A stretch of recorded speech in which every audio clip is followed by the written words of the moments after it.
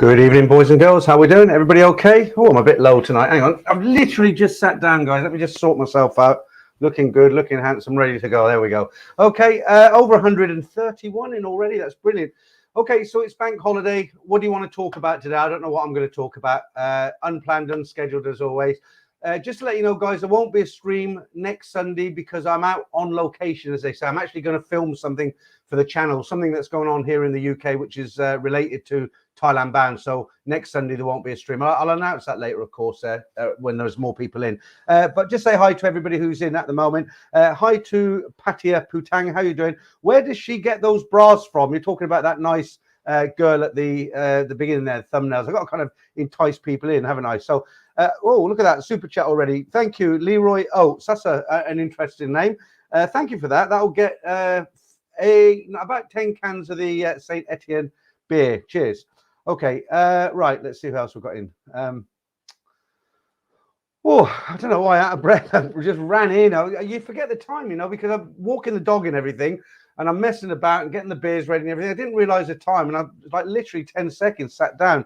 Oh, I've got another super chat there already. Look, who's that? Reggie Vibes. Thanks for that. Hi, Peter. Have a good one. Cold one on me. Yeah, thanks. I will tonight. Bank holiday weekend. I shall certainly have a few beers later on. Feel tired today though. I don't know why. I think it's this humidity. It's just ongoing. I know it's not as hot as it has been, but it's kind of gets to me. It's weird when I'm in Thailand. The heat doesn't really bother me. It kind of rejuvenates me. But here in the UK, it just kind of runs you down and wears you out, doesn't it? Clive, how you doing? Good to have you in. Mr. Trump, good evening, sir. The latest President Donald Trump will be attending. Good one, nice one. Pry9, hi. Is that Declan O'Mara? Hi. I can't wait to see my old mucky. We have had some good laughs in Thailand. Yeah, I always like Martin Ryder's messages at the beginning there. Look, he said the Dalai Lama of mongering in his spiritual shed somewhere in Kettering. His Holiness Peter. Make me sound so up there, so biblical, Martin. Okay. Hi to ST Biblo. Mike Melt Carlsor, is it? What's happening, fellow mongers? Oh, I have got some good news for you as well. Let me just say hello to a few more people. I'll tell you about Sheila. Sheila, she was in last week and the week before. Right. Yeah, Mike says, I think Peter's last stream in the UK, he must wear a Chang wife. I don't have a white. I bet I can buy one on eBay. I've seen them on eBay. I think that's what I'll do. My last stream before I go to Bangkok, I'll buy a Chang vest and get a knotted white hanky and look like an idiot. Okay, Mike Kelso, Peter, can you give me a shout out? And I got a couple of subs of my good friends. Okay, I don't know why YouTube's hidden that, unless it was Franco in the background there. Let me just show that because that's not offensive or anything. I don't know why they've hidden that. I'll read that out because I've got it in front of me there. Mike Kelso, Peter, can you give me a shout out? Well, there's your shout out, Mike. And I got you a couple of subs of my good friends. Is it Joanna Card and Gabe Hitch? Yeah, hi to you two. If you're in tonight, good to see you guys. Normally a lot of fun, especially once the beer starts flowing. So there you go, Mike. Thank you. I had a guy write to me. There's a guy who sends me a lot of stuff. The fakehead Sweeney calls himself. He's not a troll or anything. I've mentioned it before. He sends me quite a bit of stuff. And just by coincidence, I had this guy. It might have been him. No, I don't think it was Mike Kelso. No, I don't recognize the name. But somebody else, a similar message said, do you remember about, must be a month or 6 weeks ago, I was trying to explain to somebody about when you go to Pattaya, the bar girls, like guys go there and they think, okay, I'm not going to be there for another 6 months. She won't work in the bar. I've asked her not to. And my analogy, if that's the right word, yeah, my analogy was renting cars. And this guy wrote to me today and he said to me, can you do that analogy again about the car rental when you go to Thailand as opposed to bar girls? Apparently he thought it was a very good way to explain to his friend. His friend is going to be in the stream tonight. He's never been here before. He's going to Thailand for the first time. The first guy who I'm talking about who sent the message, he said he's tried to explain to the guy, but he doesn't get it. And he asked me to do that analogy again. So I might do that a little bit later on. I don't want to be repetitive. That was about a month ago. I don't know if you guys remember that. I was explaining about car rental and how that relates to kind of bar girls. And if you could figure out the car rental thing, then you'll understand how the bar girls tick. Right, I've lost track. Where were we? Right, hi. Imagine if that was the real Liz Truss. Forgive me, Peter. I have mongered. Give us our daily monger minute. Yeah, okay. Right, that's it. Yeah, okay, it's up there now. So red wine, yes, that's bloody good value. Yeah, that's his name actually. That's not his message. Yeah, I agree. The vest should make an appearance. But you imagine if somebody comes into the stream for the first time, and here I am in my Chang vest. I'll do a full body Chang vest, grey socks and leather sandals, and maybe a string vest as well next week. Right, Will Robinson should do Newcastle Brown Ale. Wouldn't last long though. I like Newcastle Brown, but I thought Newcastle Brown Ale, if you're buying it from a supermarket, it has to be in the bottle. It just tastes different in a can. It doesn't taste the same. That's just my opinion. Capel 17, evening, handsome men, handsome chaps. Yeah, put you up there. Look, how you doing? Okay, Mark P. Good evening, Mongers. Martin Blunstein. Good evening, Peter and all. It's Monger time. I told you about that guy who wrote in, didn't I? And he said, "Oh, you shouldn't read out all the names at the beginning. It's so boring. It lasts for 20 minutes. We can read the messages ourselves." But isn't that the whole point of a stream? You know, you're not just sitting there listening to me, are you? Right, Mike Castle. Yeah, said hi to you. Jeff Fried Rice. How you doing? No, it won't be a 5-hour stream, Jeff, because I get drunk and I'll end up slurring. Somebody told me not to do that. Brian Street. How you doing? Who else should we say hi to while we're here? We'll say hi to Noel, as we always do. Blind Noel up in Birmingham. I don't know if he's listening tonight. I'll say hi to Bob Gia, who's been to a car show. Well, not a car show, a car get-together, classic. Bob lives in London. He's got a nice car, like a classic kind of car. We'll just leave it at that. But he's got a bunch of friends. They all meet up in a field, and they've all got these classic cars that they've had for like 45 years. He sent me some pictures today. Quite nice. Cortina Mark 1s, Mark 2s, all sorts of different cars, Morris Minders, but he's been there today, so he's feeling a bit tired. Right, Richard C, hi, how you doing? Jim Barrett, my first live show with you, sir, and my first live show with you, sir, so thank you for being here. Till It Hurts, best name on the internet, how you doing? No, there's two good names, isn't there? Till It Hurts, what's the other one? Bigimus or something, haven't seen him for a while. Jim Barrett from Florida, USA, how you doing? Good to see you. Dutch Frank, as always. Fran Rush, Sawadee Cap, Mongers. I guess you're female. Yeah, Fran Rush, Cap, because you put cap instead of crab. So I guess you're. We do get females in the stream from time to time. I don't know if it's the Gambian sausage thing, but we won't talk about that. Right, Lester Paul, happy Sunday evening, among us. Don't forget it is a bank holiday, so tomorrow a lot of people don't have to get up. Corporate I always get your name wrong, don't I? Let me practice it. Muck Mahon. Corporate Muck Mahon. Right, salute my brother Peter. Happy to jump into the 100 baht lunch invite stream. You're talking about that story again, though. That story just won't go away, will it? The guy who invited me for lunch and said, "Here's 100 baht towards your lunch." Hi, Black Bolt. How you doing? Good to see you, mate. Hugh Jazz. Greetings from San Diego, California. Good to see you in. Tu Yang. Good afternoon from Minnesota, USA. It'd be interesting to know what time it is around where all these guys are in the States, because they have different times, don't they? When I'm based in, I'm moving out to Thailand full time. It's going slow at the moment.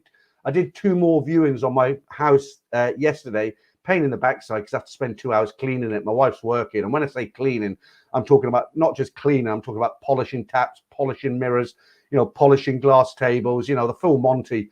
And you have to do it, don't you, if you want any chance of selling your property.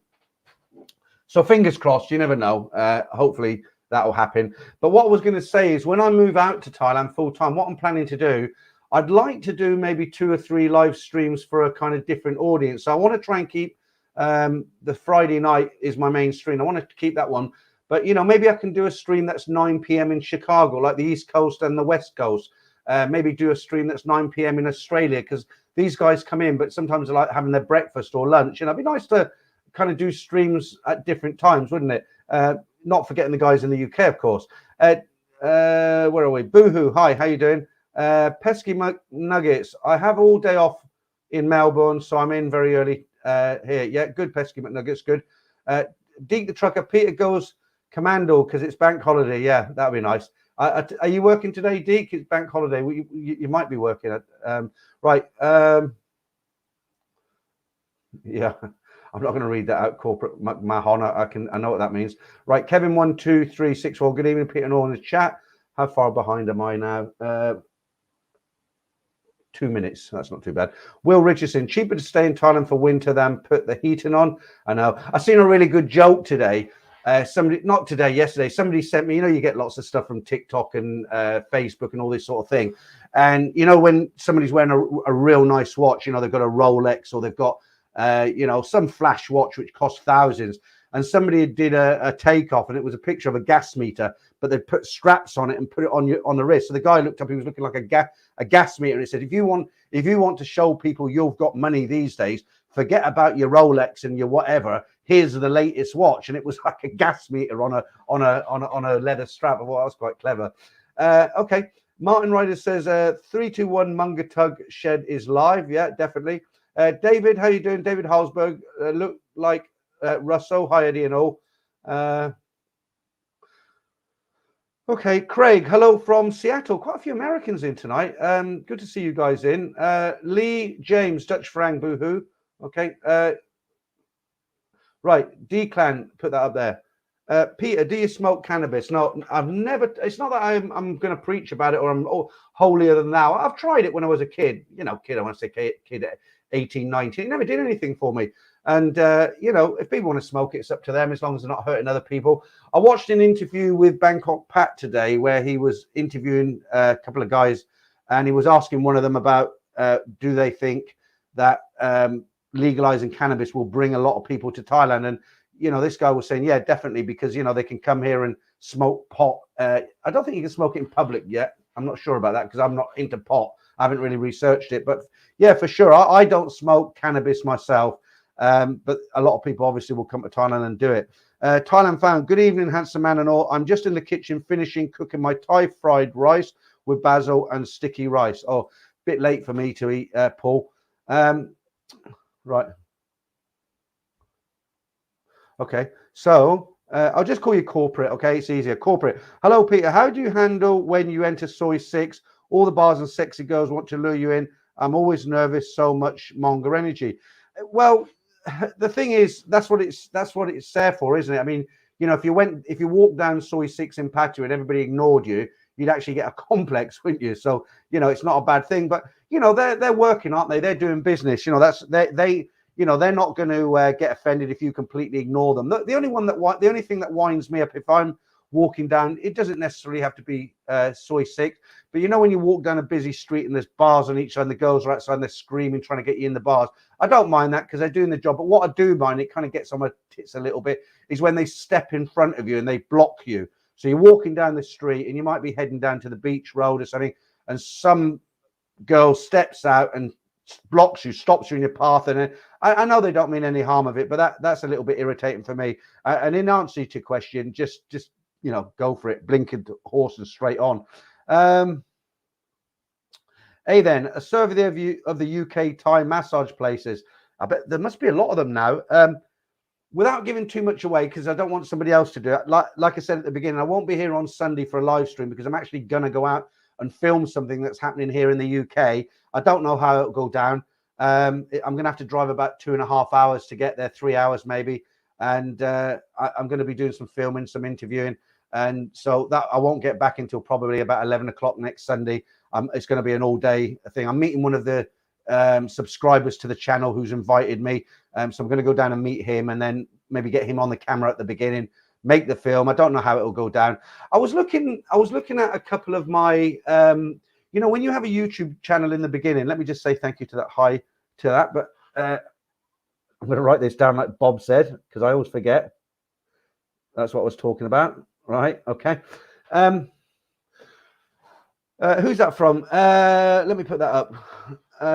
Mortimer Duke for the original Soy Boy. Thank you. I hope you don't mean that as in Soy Boy, as in no. We'll hold it there. Let's just say thank you for the super chat. Okay. Right. Did I say hi to you, Dutch Frank? To the guy who wrote Peter for his friend, watch some fish hand fit on YouTube. Maybe he will understand. What does that say?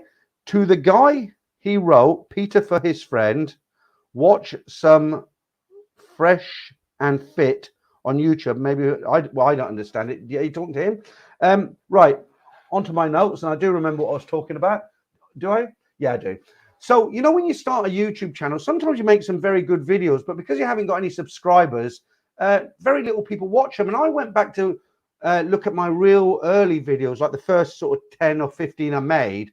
And there's one on there, and it has had hardly anybody look at it. And I looked at it, I thought, that's a good video. You know, it's actually on location in Thailand. I won't tell you what it is right now.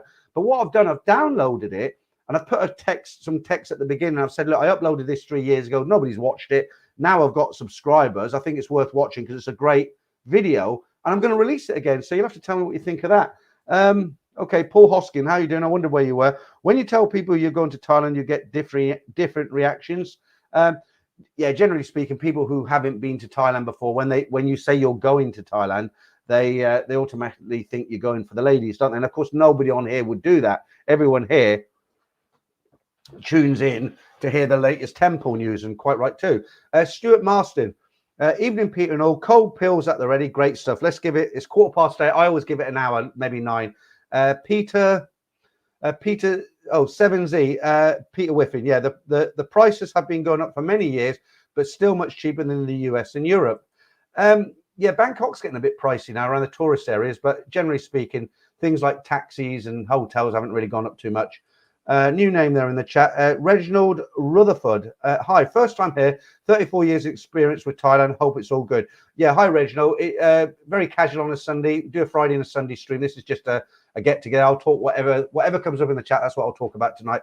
Over 300 in now, and we'll just keep saying hello for the moment. Right, Black Bolt.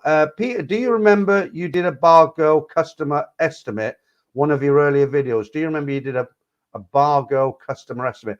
I don't, Black Bolt, but that's why I'm going through the old videos at the moment. I've come across, there are guys on this who've subscribed to my channel who actually they've actually watched every single one, and bearing in mind there's over 300 on there.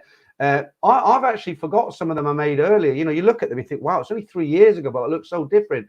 But the one I'm talking about today, it was filmed outside in location, and it's a great video. And I thought, why? I've got to put this up again because, you know, I think I had 100 subscribers when I put it up, and it'll be interesting to see what kind of reaction I get. Itchy Hooter again. Right, El Terrifico. Hello, handsome man. Yeah. Right, let me tell you what I was going to tell you at the beginning because we got over 300 in. Do you remember Sheila? Sheila the Semi-Farang, nice girl. She's got a girlfriend in Thailand, a regular girl. She's very wild. She sent me a story in, and it was very, very raunchy, a lot more raunchy than you guys send in. Well, you know, she's agreed to come on the stream live. Originally, I was going to do an interview with her and just talk to her, but I thought the problem with that is it's me and her talking to each other, and you're watching, you can't get involved. And I thought it would be much better to do a live stream, but Sheila's got a very good job, and she doesn't want to be recognized by her colleagues, but they probably won't be on here anyway. But she's coming on Sunday, next Sunday, a little bit disguised. So she's going to be wearing a face mask. She's going to turn the lighting down. It's not going to be a silhouette. It's not going to be like a police interview, you know, with, you know, we're protecting the victim from, you know, it's not going to be one of those, but it's, you know, obviously she has to think she's female. She's got a very distinctive accent. She's actually up in Scotland. I can tell you that much because you'll find that out. And she's got a real broad Glaswegian accent, you know. It doesn't gel when you see the color of her and everything and her accent. It just doesn't. It's really, if you weren't watching, but she's got a girlfriend in Thailand. She's very open. She's very honest. She's going to come onto the stream, and the reason I'm going to bring her into a stream rather than a video is because I want to give you guys an opportunity to talk to her, to ask her questions, you know, from a female perspective, or even you know what I mean. I will give you the chance to ask her questions because she's not a Lisa or a Karen or, you know, somebody like that. She's about 30. She's got a girlfriend. She's very open-minded, and she's not going to get shocked by anything. But obviously, I'm going to have the moderators in the back are going to be on standby, 10 fingers on the mouse, because, you know, there'll be 1 or 2 guys who'll get pissed and say something stupid. You know what I'm talking about, right? So we don't want any of that in there. But as far as, you know, and within YouTube's rules, obviously, you've got to think about what you're talking about. But it's going to be a very open, frank discussion. I'm looking forward to it. She's a nice girl. Hopefully, she'll come in a little bit later, but she will be here Sunday. Tuesday, we're doing a rehearsal on Tuesday. I'm going to get her on Zoom, and I'm just going to have a chat with her. The reason I'm not doing it tomorrow, because I've got, who is it who's coming in tomorrow? You know, I do these one-on-one consultants. I won't tell you who it is. You know, guys who haven't been to Thailand before, I do a service where I'll talk to you for an hour, hour and a half, 2 hours, whatever it is. It's a small fee. And, you know, you can ask me whatever you want. As long as it's legal, I'll talk about it. You know, so I do that. I've got somebody tomorrow at 7 o'clock for an hour. So that's why I can't hook up with Sheila tomorrow. But that'll be interesting. Next Sunday with Sheila the Semi-Farang. Right, Nick S. West Coast of America is 12:08 Central Time, 1:08 East Coast. Okay, thanks for that. Yeah, so it's sort of afternoon time. Kevin Sunderland. Good morning, Peter, Kevin. Hope here. Hang on, start that again. Good morning, Peter. Kevin here. I hope you're all doing well, and all people who are watching yours live stream show. I enjoy it so till I get back to Thailand and send some money. What's that last bit? I enjoy it. It's all I've got till I get back to Thailand. I'll send some money. Hey, I mean, I don't do this, I mean, I hope you're not talking about the money for me. I'm not here e-begging, really. I mean, guys drop a super chat now and again, but that's not why I'm here. I'm here because I drink and I enjoy it. What am I going to do? Watch Netflix? But talking about Thailand, I've only got 5 weeks now. I don't know are you like, for me, I've got my ticket and everything. It's all booked up. I've just changed it actually because I booked for 3.5 weeks. And I've decided because there's no reason to stay here. My house hasn't sold yet. They can still do viewings without me here. I can give the key to the estate agent, or my wife can show them around. And I thought, you know what? There's no point in going for sort of 3-4 weeks. I might as well go because of this 45-day visa on arrival. And I thought, well, if I go for 45 days and then extend for another 30 days, just get stamped up in Pattaya or somewhere. That's a total of 10 weeks, isn't it? So I thought, well, I might as well utilize it and go out for 10 weeks. But of course, I've already bought my ticket on Thai Airways. I paid £700 return in October. I tried to extend it from this end, and they wanted to charge me £450. I said, no, I'm not going to do it. So I did it from Bangkok with some help, and they've charged me £350. I've just said, okay, do it, because what it is, the last time I did it, I changed tickets with Thai Airways. They just charged me 1,000 baht for the administration fee. But what it is, because it's December, the price of the tickets are actually more expensive than October. So I'm actually paying the difference. But I managed to get a night flight direct back in I think it's the 15th of December, 14th of December, something like that. So I'm actually going out for 10 weeks. But what I was going to say, although I know I'm booked up and it's only 5 weeks away, I don't really feel like I'm going. It's not until kind of like the Sunday before the Sunday, if that makes sense. You think, well, next week, and you get your case out and you start laying things out and get your passport. That's when you really feel like you're going. I'm looking forward to it. Don't know how I'm going to get down to the airport. I normally drive and park in the long-term parking. If it's up to a month, it's fine, but I'm not going to pay for 2 months. That'll be more than the ticket. And the taxis around here, they're so unreliable. You say you want a taxi at 10 o'clock and it'll turn up at 11:15. That's no good to me. Fran Rush, yeah, somebody else asked me that tonight. Are you going to smoke some weed when you get back, Peter, as it's legal? No, not at all, Fran. It doesn't do it for me. There's enough to enjoy in Thailand without. I sound like I'm being judgmental on people. If they want to do it, they do it. But it's not for me. Okay.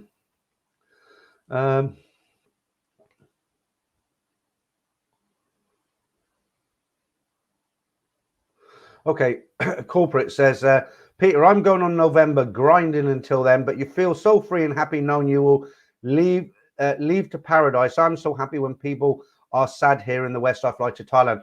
Well, I think I mentioned that before. Corporate. What happened with me? I've said this a few times, so I'll keep it very brief. What happened with me? My original plan was this. I was driving disadvantaged children to school 2 hours a day, hour in the morning, hour in the afternoon. It's about £1,000 a week. It was quite good money, Monday to Friday. And originally I thought, well, what I'll do, I'll get myself a small apartment, a flat, 1-bedroom flat, make it really nice, a real man cave, like American fridge stuffed with beer, and we really do call them American fridges here in the UK because they're big, our fridges are like, so that was the original plan. I thought, well, I'll get a nice place in the UK somewhere. I'll carry on working 2 hours a day. I'll get stuck into my YouTube. And there's about 3 months of school holidays. And I thought, well, I'll save my money and I'll go and I'll have a blast. But you know what? I was there in December. And even though it was like the dark days, bars closing at 9, it wasn't very good. It was good, but it just wasn't like normal. And I said this last week. I was flying through Bangkok on the way to get my to the hospital. Big buildings each side on the back of this motorbike. And I thought, why am I in the UK? I need to be here. This is living. That just made my mind up. And people say to me, it makes me laugh really. People say, do you think it's a good decision at your age to go to Bangkok to live? And I'm like, yeah, definitely. Why wouldn't I? What am I going to do here? Right. And just in case you don't know, I'm sure everybody knows, but me and my wife are separated. So that's why I've taken the decision to head out to Thailand. I don't really want to live in the UK by myself. Okay, Mike, 7Z. My car cost me a fortune at £600 a month. So that's my smoking and drinking. Okay, so you like a nice car, basically. Till it hurts. Flying out on the 27th of September, 2 nights in Bangkok, then 10 days in Pattaya. Haven't been there for 3 years. Do you know what? Till it hurts. What you'll find is it's all anticipation. I went through this with Damon. Damon's there now. He should be, what's the date today? He should be back in about a week's time. Be interesting to hear what he's got to say.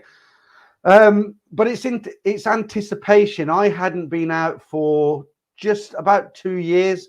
And in December, they had all this Thailand pass, and it was really, really strict. And to be honest with you, I wouldn't have gone out there.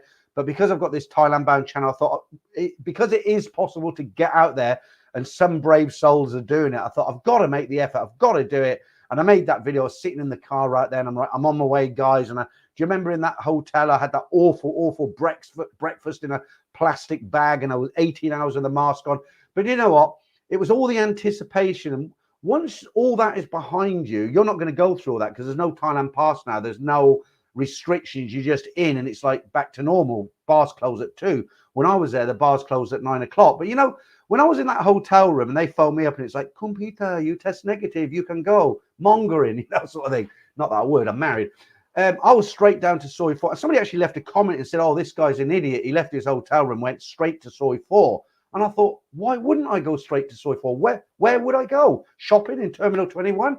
Anyway, till it hurts. Still getting back to your point there. I was sitting in Istanbul 2 years, hadn't been to Thailand. I went through all that crap, coming through the hotel on plastic seats, people putting stickers on me, coming up with a heat gun, full metal jacket, you know, the nurses, you know, in that horrible bus, you know, up to the hospital, up my nose and all this. Do you know what? When I sat in Istanbul and that was all behind me, and that waitress come up to me with a cold beer, and I looked at her and smiled, she gave me this big beaming smile. Do you know what? All that meant nothing. It was all out the door. It was worth it. And I think in your case, you're saying you're flying out on the 27th, 2 nights and 10 nights Bangkok.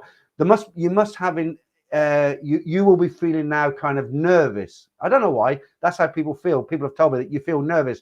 But do you know what? When you're in that taxi from the airport on the way back to Bangkok, looking at them big billboards, and then you get into reception and they're all smiles, you get to you. As soon as you put your bag on the bed, you've never been away. Honestly, that's what it feels like. Okay, Pete Bailey. Good evening, Peter, and all 30 days in Canada. Yeah, everyone's on the way now. Let me say hi to Mr. Handsome Man, Andrew Hammond. How you doing? If people smoke cannabis in Thailand, then the bars will not do any business because you can't be bothered to go out. That's a very good point, Andrew. But I think for the most part, it's a different crowd, isn't it? I think people of our age. Oh, you're a bit younger than me. I know you're 10 years younger than me, even though I'm better looking. But only joking, Andy. No, I mean seriously. You know, not everybody smokes cannabis, do they? I mean, for me, I can't imagine sitting in Carlson Road puffing away. That wouldn't be my night. And I'm sure a lot of guys who are here, it's the same sort of thing. You know, they'd rather go out and have a few beers and play Connect 4 with the lovely ladies. Right. Saji says, minimum age should be 34. Like, say, if my son wanted to go to Pattaya. Okay. Be a bit old, 34 and a bit old, I think. Robert, thanks for that. Nice night enjoying your channel. Thank you very much. Yeah, he's in. I mentioned you earlier just because you got such a cool name, Dixie Enormous. Hi, fella. I noticed your Monga Minute. I love you put your watermark, Thailand bound. Is that not a copyright infringement to YouTube? No, it's not, because I know what you're getting at here. The thing is, when I put my watermark on there, I don't put copyright. Okay, so if I put like C and then Thailand bound, I'm announcing to everybody this is my material. And it's copyrighted. Now, if you go down to the description of all my videos and live streams, right to the bottom, you'll see a copyright notice that I say, you know, my understanding of fair usage is that you can use it, but if somebody wants to claim it and own that copyright material and they write to me and they can prove it's mine, I'll take it down. So I get all these clips from places I think I can use these clips from. I'm not trying to break any YouTube laws, and obviously I'm not, because YouTube I haven't had any strikes or anything like that. But I'll tell you the reason why I put my Thailand ban without the copyright, just the Thailand ban watermark on it. I do it on everything. If you look on my Ladyboy competition, if you look on my Guess the Thai competition, if you look on the Monga Minute, the reason I put the watermark through everything is because it's a lot of work. It is a lot of work. Now, if I'll give you an example, when I do the Ladyboy competition, I have to go and find 7 Ladyboy pictures that aren't copyrighted. I have to go and find a Thai picture of a girl. Then I have to cut them all to size. Then I have to make them exactly the same size. Then I put them on a card, all right? Then I have to put a little white square on each one, then a number on each one, save that, and then I do another white thing. You get the idea, right? And then it's like Vietnam, Thailand, right? And then I have to take those two cards and make a video. So when you watch it and it's a minute long, there's about 2 hours work there. So why shouldn't I put my watermark on it? Why should I allow somebody to download that and use it on their stream? Somebody who's got a Thai site similar to mine who's in Bangkok, but they're just lazy. So they think, oh, that's good. He's done this manga minute. I'll do that. Well, that manga minute takes me about half an hour to do. It's not a lot of time, but it's only a minute. So it's half an hour's work for a minute. So I put the watermark on there really just to not give somebody an easy ride. There's software that will remove the watermark. I just try to make it a little bit easier. But that's, I know you're not trying to be offensive, but I wanted to give a full explanation as to why I do that, because I'm just protecting my hard work, basically. That's all it is.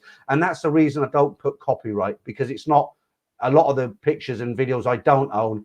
And as I say, there's a disclaimer in all the descriptions. Go to take a shirt. Do the doorman check the IDs of the girls to make sure a ladyboy is not in the bar masquerading as lazy? Frankly speaking, they don't need to. The Thais, they know ladyboys. They don't need to check ID. When you've been going there enough time, I don't think I could get fooled by a ladyboy pretending to be a lady. They're just so obvious. Even, they are just so obvious. Even the ones that look 100% female, there's just something that gives it away. And when you've been going there for as long as I have, you'll know. You just know. You can't ask any of the guys on here, but anybody will tell you. It's just obvious. And the Thais, obviously growing up with ladyboys, they're everywhere in the villages and everything. They know, so they don't need to check IDs. Hi, James. How you doing? Nice to see you in. Right. Who else can we say hello to? Okay. Thank you, Jay Ray. Appreciate that. Seamus Doherty, fresh and fit are YouTubers. Steve P, 50k subscribers right around the corner. It is nice to have a lot of subscribers, I must admit. It just means when you see, it's been a bit slow the last couple of days, but when you see your subscriber count going up, you feel like you're doing something right. Because don't forget, I'm stuck in the UK, so it'll be interesting when I finally live in Thailand and I keep doing what I'm doing here, but I add to it with stuff there. It'll be interesting to see what happens. Right, Seamus, I'm sipping a whiskey. I'll be on them later, Seamus. It's lethal stuff. I daren't have it now, because if I have it now, I'll be pissed really quick. Okay, very open-minded of you there, Stephen. He says, I'm divorcing my Thai wife. All women are the same in the end. Okay, no comment from me, but thanks for the comment there. Leroy Oates, all the foods. And Welsh 32 says, I go for the temples. Yeah, all right. I'm sure you do, Welsh 32. I mean, there is a lot more to Thailand than the bars and the girls and all the rest of it. Right, Kevin, thank you, mate. That's very, very generous of you. You do that quite often. I do appreciate it. $20 there. That'll get a few beers in. Okay. Yeah, there is a lot more to Thailand, obviously, than just bars and going out and drinking and everything. And I know we joke, and a lot of it on here about mongering is joking. And I know there is a lot of seriousness about it. But, I go to Thailand and I have a real good time. It's not about girls and bars. That's a very small, not the girls part, the bars part. I do enjoy the bars, but I don't go for the bars. That's why I don't spend all my time in pattaya, whatever you want to call it.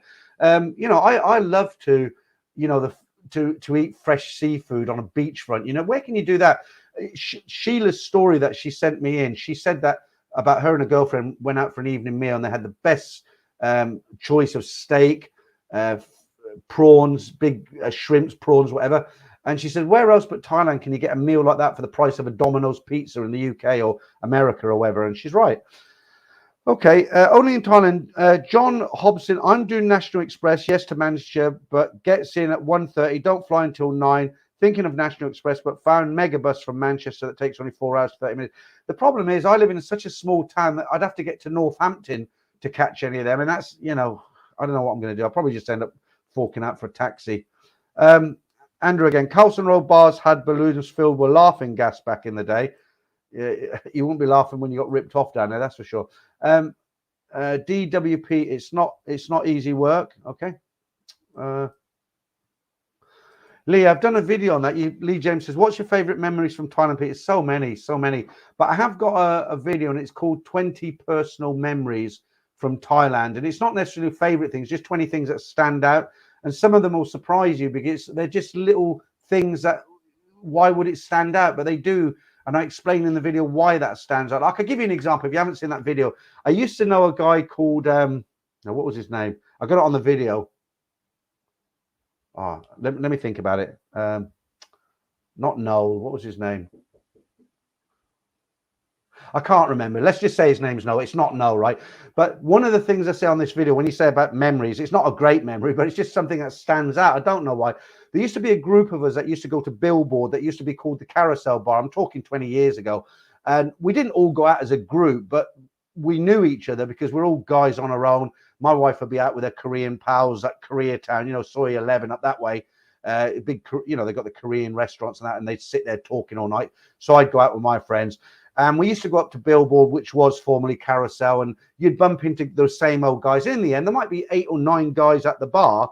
And as you walk in where the jacuzzi is, there used to be a little bar there. There was a big bar there now, but there was a bar there, and there was a bar on the other side of the carousel, the revolving stage. And this guy, no, it was Neville. I think his name was Neville, actually. He was a tight arse. You never met such a tight guy in your life. And what he used to do, so we'd be there, and it'd be like, a round is quite expensive, but everybody bought a round, right? So if, you know, if it was my round, I bought for 8 guys. Let's just say in them days, the drinks were 100 baht. So it's 800 baht, right? It's a lot of money. But then I didn't have to buy a round until 8 guys had bought a round. But this guy, Neville, what he'd do, when it was his turn to round, he'd like look at the stages, dance his way backwards, looking at the girls like this, and he'd disappear. And nobody thought anything of it. And he'd come back with a full beer. So what he was doing, he was accepting a beer off everybody. And when it was his round, he'd disappear, and people just forgot. And we cottoned on to this one night. So what we did, usual script from him, he took a beer from everybody. He went in the toilet, or he went round to the bar, whatever. So we ordered a round of beer. We asked the cashier, can we have the check now? All 8 of us got the check, walked round to the other side where he was standing, and we're like, wait, Neville. Went over to him, slammed it on the counter and said, that's yours. And we walked away. So that sticks out in my mind. Things like that stick out in your mind. Not a like brilliant memory, but just something that sticks out in your mind.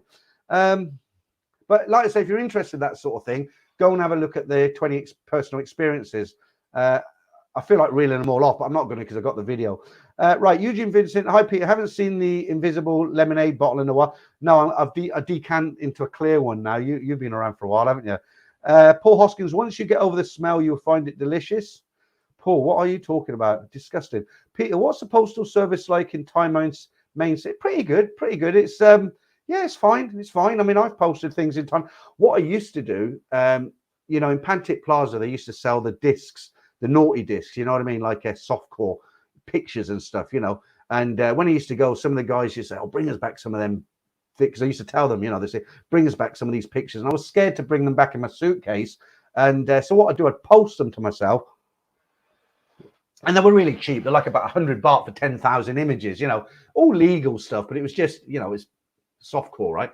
And so what I used to do, buy half a dozen of these discs from Pantic Plaza. I used to wrap them up, put them in an envelope, and I used to post them from Sukhumvit Road to my house. And they always turned up, always. And it wasn't that expensive either. Okay, where are we now? Christopher Doyle, the Monga Minute should be trademarked. I got a complaint today from Bob in London. He said, you know what, when you put that Monga Rock Minute on, I go and make a cup of tea. And I said, why is that then? He says, I just find it totally boring. And I said, well, it's only for a minute. He says, yeah, but you played it three times the other night. I thought, fair point. Yours Travels, I'm on the, you're on the wine. Okay, nice one. You're on the cruise, aren't you, Steve?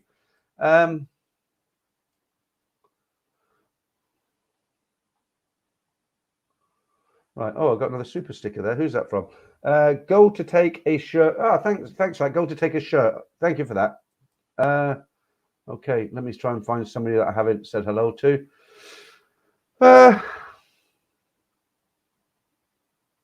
Okay. Yeah, I did one on alcoholism about a year before Bangkok did a video on alcoholism. Bangkok did a great video on expat alcoholism in Thailand. Need structure in your own hobbies. I did that video probably a year before, and I was basically saying that's why I don't drink in the daytime, because I was scared of becoming an alcoholic. I just don't touch it in the day. And I was talking about expats, and I said exactly the same thing in my video. I said, if you've got to have a hobby, you've got to get a little part-time job, you've got to do something, because if you hang around in the bars, you will take to alcohol, and you will drink just to be sociable, and then you'll need to drink. And that my video was way back. Just check the dates on both the videos.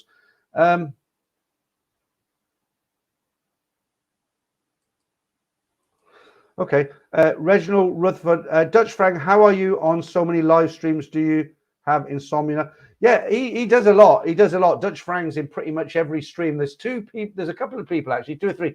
Clive's in a lot of streams. Dutch Frank's in a lot of streams, and Danish Bacon's in a lot of streams. But I think he's bored with mine because he's not in here tonight.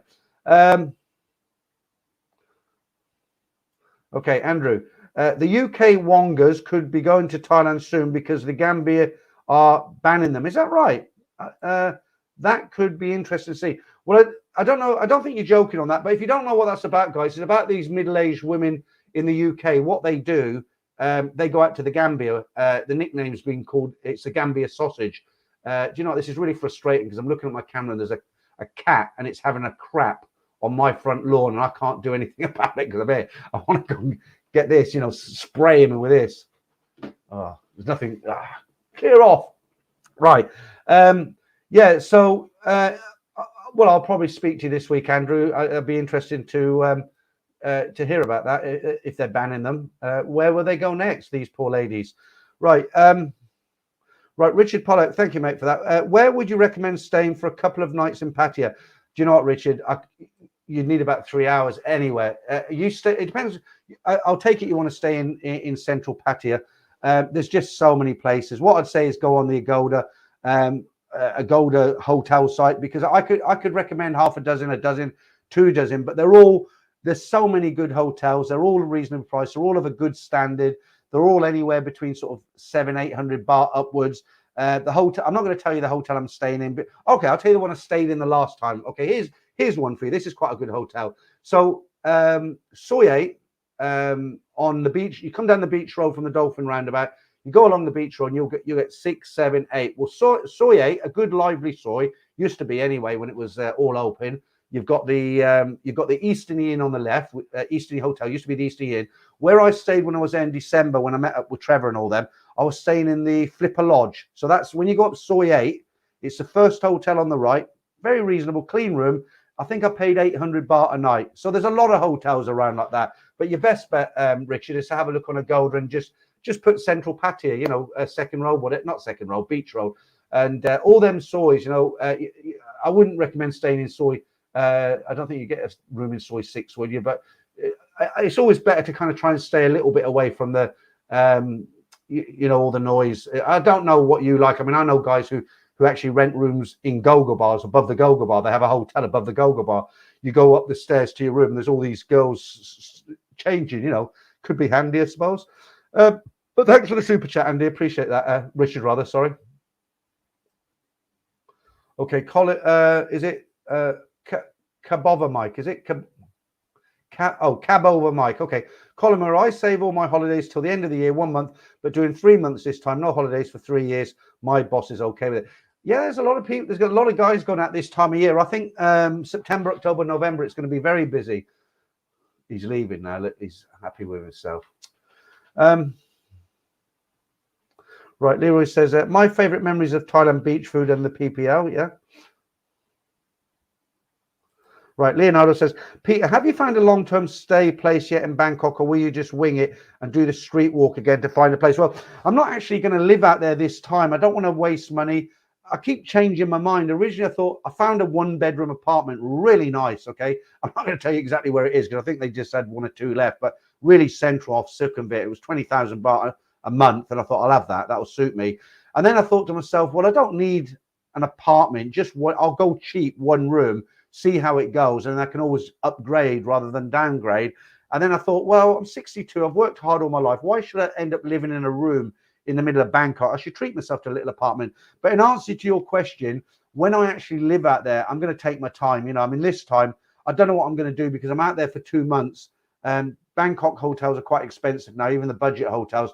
But of course, when you go out to places like Pattaya, Hua Hin, Chatham, Rayong, which I will be traveling to, you can get much cheaper rooms, 600-700 baht a night. But 2 months, if you think about it, if you're paying on average sort of 800 to 1,000 baht a night for a hotel over 10 weeks, that's a lot of money, isn't it, just for your hotel room? The problem with apartments is you have to put down deposits. I did look on Airbnb, but the problem with Airbnb around Sukhumvit, they're charging hotel rates. They're not cheap at the moment. I looked at is it Bookings? Andrew got an apartment 2 nights, I think it was, which was very reasonable. But when you're doing long term, they seem to be dearer, not cheaper. But of course, if you go out of Bangkok and you want to rent a villa or something in Phuket or wherever, then yeah, that's a good way to go. But just rooms, and some of them, you read the reviews and they're not great. Right. The good thing, of course, about a hotel is if you're there and it's crap, you just pack your bags and go, don't you? That's why I always recommend to people, don't buy a property in Thailand. It's so easy to rent. It's so cheap. Why tie up all your money in a property and then a year down the line you think to yourself, well, I don't really like it here. I want to move. And you can just up sticks, can't you? It's a kind of, for us here, it's a kind of natural thing to do, isn't it? Throw your money into property because it's a safe bet. I own my own house. You think, well, you've got, it's bricks and mortar. It's not stocks and shares. It's never going to go. You do have house crashes, but historically, since records began, house prices have doubled every 10 years. So it's quite a good investment in your own country. But you're dealing with lawyers who aren't, I'll say it in a polite way, you're dealing with lawyers who aren't maybe quite as straight and narrow as they are in your own country. You're signing Thai contracts. Sometimes you're the foreigner. Sometimes you're not on a level playing field. And also, it's quite hard to sell property. And, you got a lot of competition. It's easy to buy property, but when it comes down to selling it, it's quite difficult. And I know guys who have been lumbered with properties for years that they didn't want any longer. So where I always say to people, if you go in there long term, especially give it a year at least, just go there, rent, because rent is so easy. There's so much availability. And you might go somewhere and after 3 months think, well, this isn't the place I really thought it would. I want to move up the coast and maybe try another city or another town. Or, this beach life isn't for me. I want to live in central Bangkok. At least you can maneuver then, can't you? Once you put a big wad of money, 6-7 million into a house, that's it, Right. Andy Davis, flying to Bangkok, 1st of September for 2 months with Eva. Only bought ticket last week, 688. Flying to Bangkok 1st September. That's a good price. I'm a little bit nervous to fly. I always fly with Thai anyway at the moment. But Eva Airways, I'm not being paranoid, but, it's Taiwan, isn't it? I'm sure you'll be fine. Right. Old Foggy. How do you know when it's bedtime at Michael Jackson's house when the big hand touches? Oh, my God. Yeah, they are. They're good. They're a good airline, Eva Air. They're always cheap, and I've never had a problem with them. Right. Happy. Peter, that revolving stage in Nana Plaza has seen some filthy shows in their actual full-on shows. I'll tell you a funny story about that.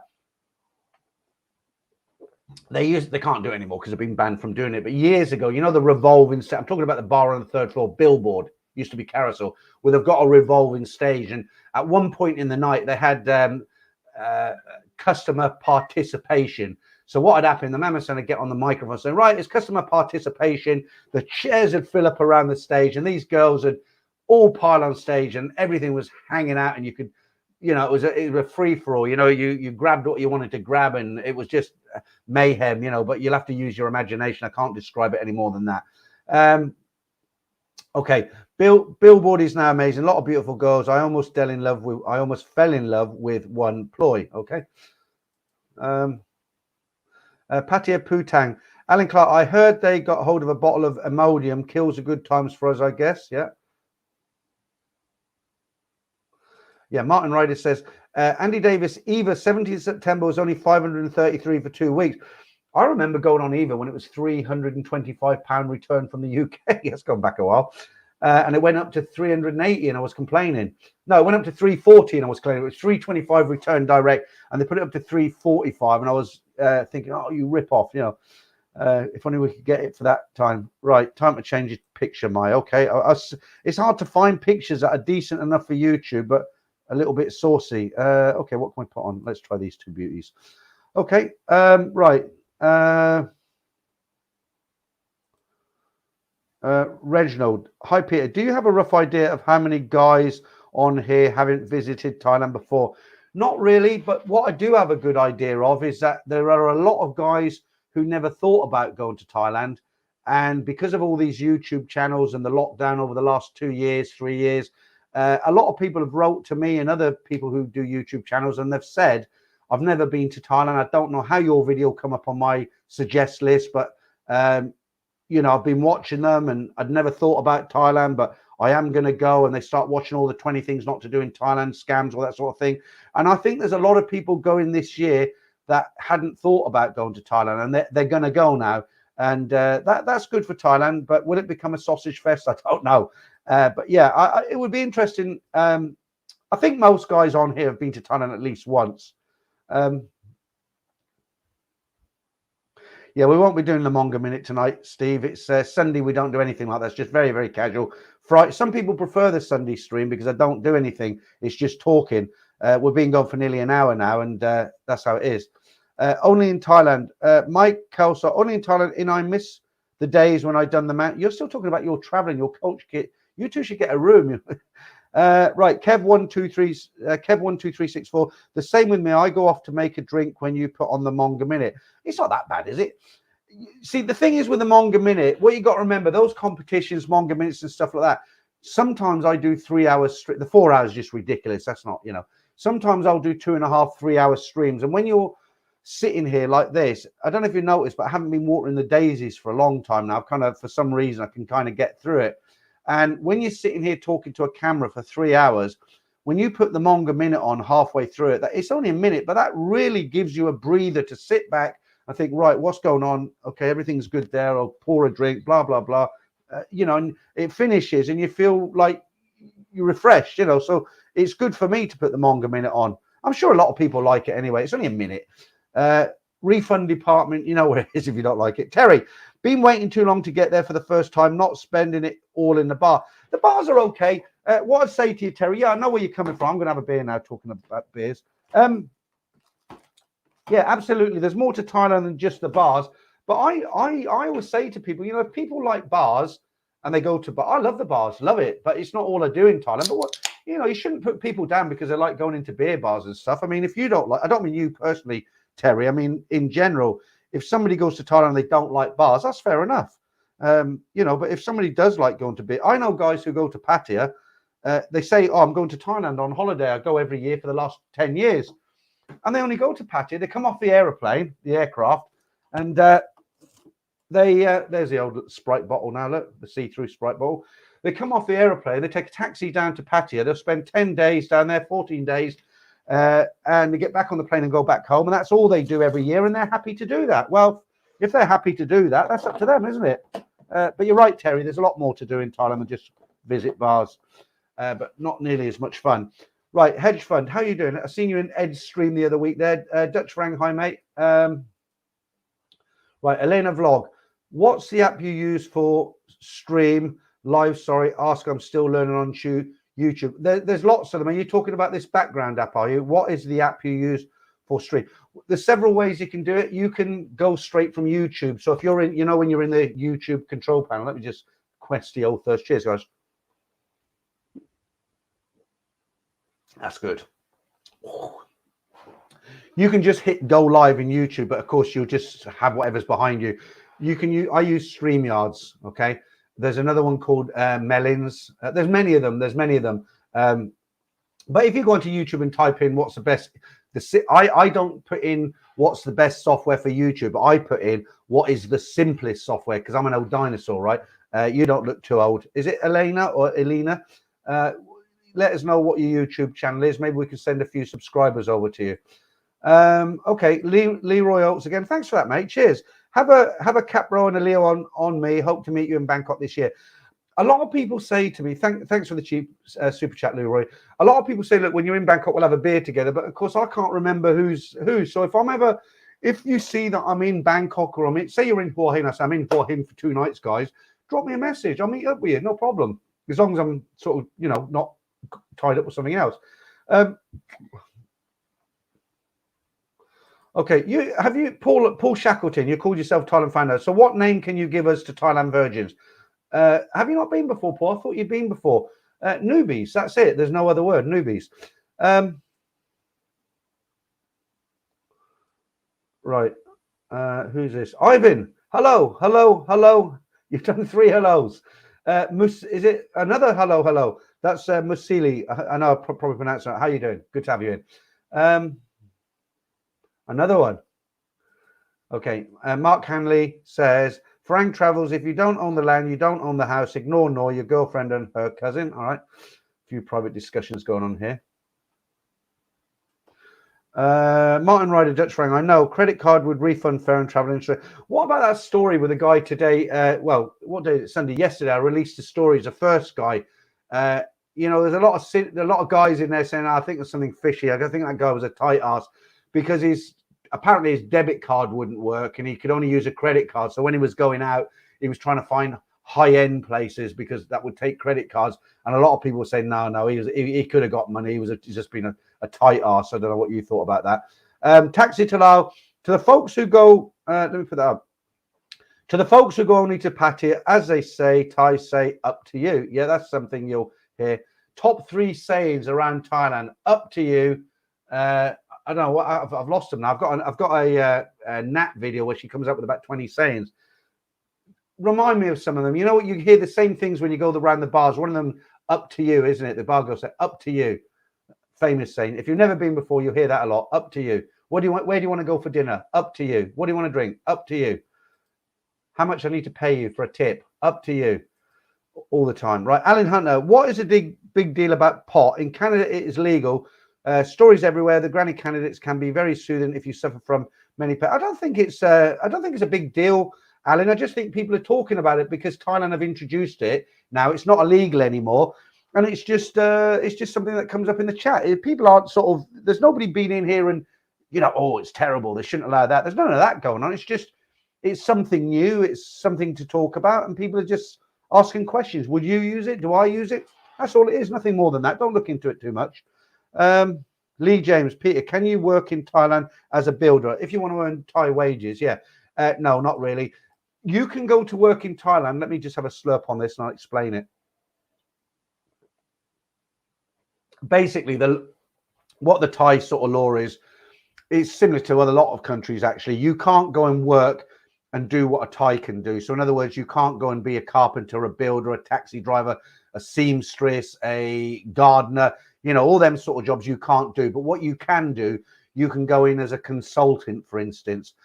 You can be employed by a hotel. It doesn't have to be a 5-star hotel. I know foreigners who run beach resorts. They're just bungalows. There's maybe 25 bungalows, these thatched roofed little condominiums, and the owner's Thai or Indian normally, actually, Indian Thai sort of thing.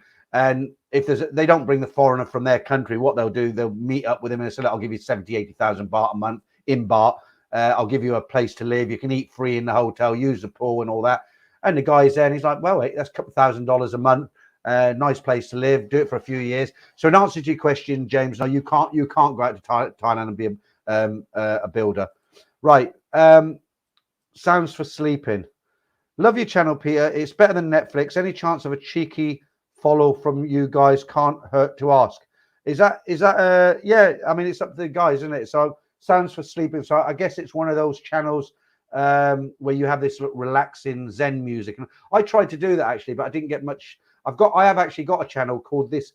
I forget what it's called actually, but I just did that. It's just music, music to relax to. But yeah, fair enough. I mean, look, there's a channel, Sounds for Sleeping. When you have a YouTube channel, you try all different things. I've had a couple of different channels. I had one called Back in the Day, and I started uploading all 80s tracks to it because they weren't. You could do it. YouTube said you could do it. Now, songs like Patrice Rushen, Forget Me Nots, those 80s real soul, D Train, and You're the One for Me, D Train, and Trap, Colonel Ed, all them sort of thing, real classic stuff. And then they said, well, you can upload it and share it, and it's not a problem. But you can't monetize it because the royalties would go to the performers. I packed it in. Right. I always get confused with this one. Kakaraka. Hi, Peter. I've never been to Thailand, never heard about nightlife there. I've known about good beaches, family vacations. This changed this summer when your show me channel of Pattaya Slyman. I don't know Pattaya Slyman. All right. Okay. You can own a condominium. I think it's for, yeah, I think you're not allowed to own more than 49%. Why a lot of guys buy houses in their girlfriend's name. One of the, not a great thing to do. You can own a condominium, but I don't know if they stick to this law, but the law as far as condominiums go, a condominium building is not permitted. You can own a condominium. A foreigner can own a condominium because you're not owning the land. You know, a house sits on a land and they don't allow that. You can own, I think it's 49%, but with a flat, apartment, condo, whatever you call it, where you come from, you can own the condo because you don't own the land underneath. It's the management, the building owners own the land, right? But you can buy a condo. But the Thai law is, I don't know if they stick to it, but there is actually law that says any building in Thailand is not permitted to have more than 40% foreigners. So 100 apartments, you can't have 41 foreigners on them. You can have 40 or less. But they probably get around that somehow. Yeah, that's another one. Same. That you'll hear it. These famous Thai phrases. If you can think of one, let us know. We'll read it out. But that is another one. Yeah, same. Thailand found. I flew a Thai girl to Dubai for 2 weeks last November. Closest I've been to Thailand was the Dubai Expo. Okay, so you haven't been, and I take it you're planning to go, so you won't be watching all these streams, Paul. Okay, I'm going to do something that somebody asked me. I said at the beginning of the stream, right? So I'm going to say again, because hi to Mike Kelso. Peter, can you give me a shout out? And I got a couple of subs of my good friends, Joanne Carden, Gabe Hitch. This isn't the people I'm talking about, but it was a similar message. So I got 2 messages today. Do you remember the analogy that I did between renting a car and bar girls? Okay, this is for the guys who have not been to Thailand before. And somebody wrote, 2 people wrote to me just by coincidence yesterday and today and said, do you remember a month ago, Peter, you did that analogy of the rental of the car and the bar girls to make people understand, get it in their heads, what it's all about. Can you do that again? And I thought, well, I won't do it again because I've already done it. But then the guy who calls himself the Fakehead Sweeney, he sent me a clip of me doing that before and said, you should put that in your second book. It's good.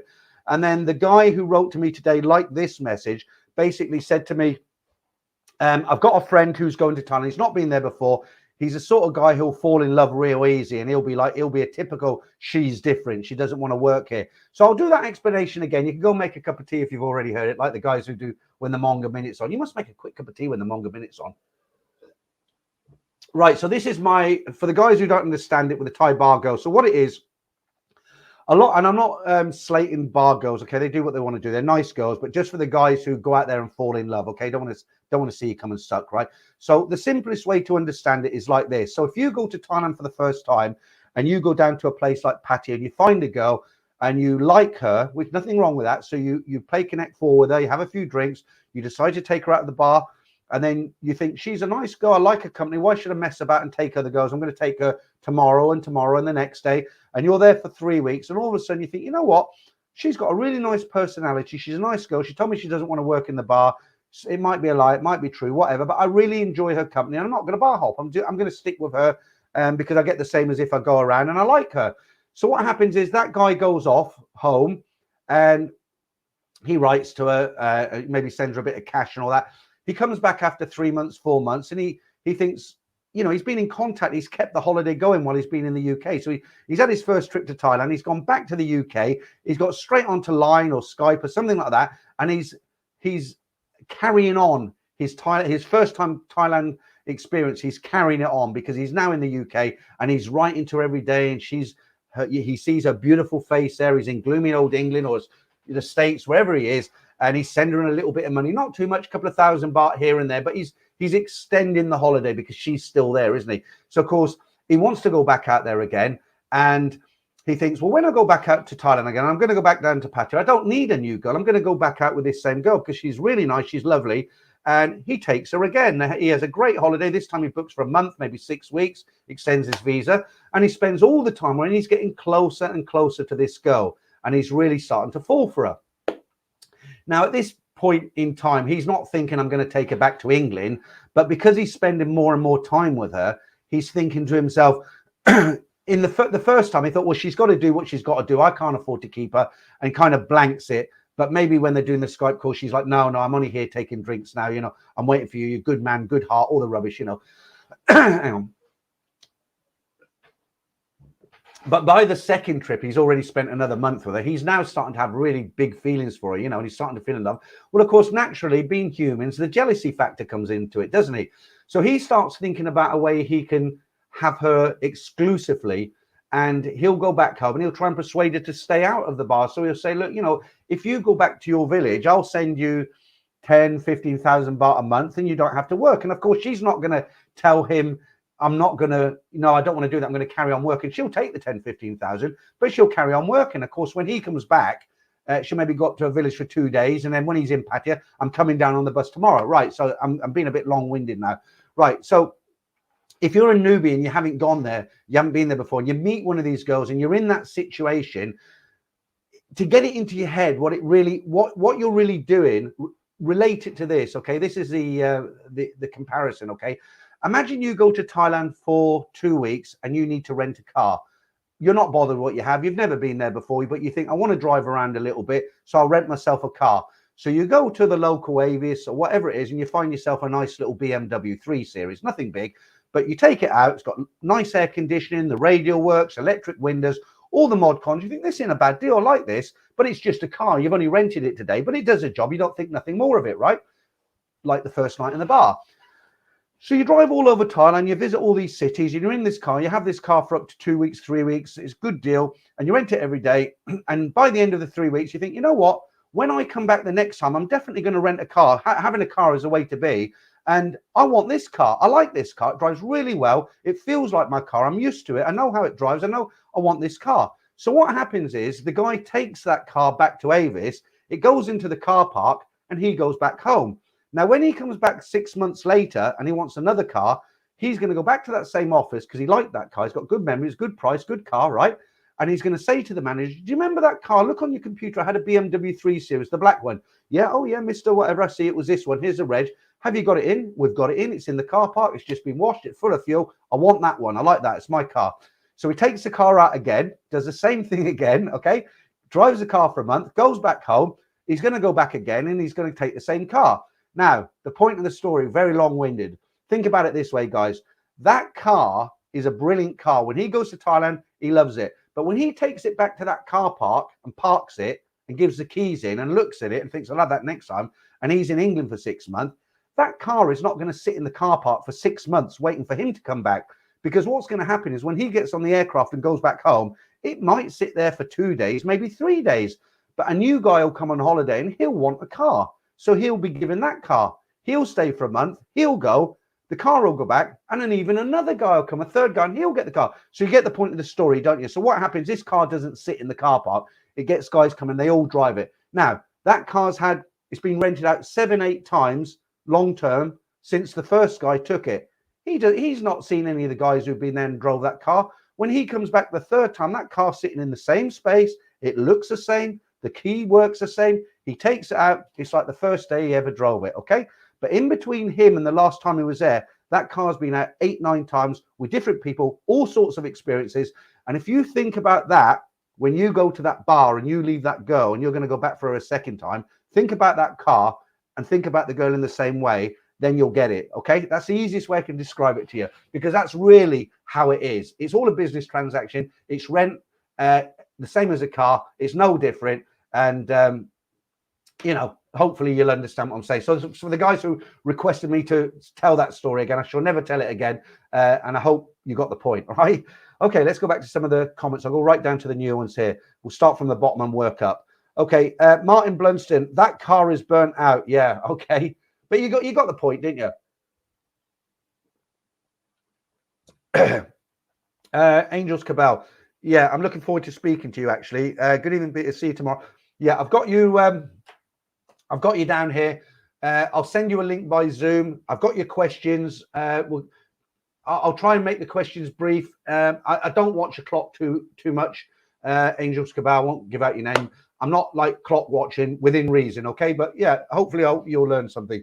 Okay, hi to geezers in North London there. Good evening, Peter. North London in the house. Well. I never knew that you're into soul music. So next Sunday I'll be in Bangkok. I have to get up early. I am geezers. My I like R&B. You know, the old the 80s and 90s R&B. Love it. And I like you know, tracks like Patrice. I've got a big list. I can't remember now at my age. But Forget Me Not's Patrice Rushdin, that sort of track, you know, yeah, love it, love it. Okay, let's. I am aware that I've missed a lot of comments because I told that story. So if it's something important, leave it again. I'll try and get around to it. We've got nearly 500 in the stream now, so good to have you guys in. Okay, Barry Cox. I haven't had one from you tonight. Let's see what you're saying. Hi, Peter. Watch your live streams lots, but always on TV, so don't interact. That's fine. Watching on the iPad this time. Been to Thailand and surrounding countries many times.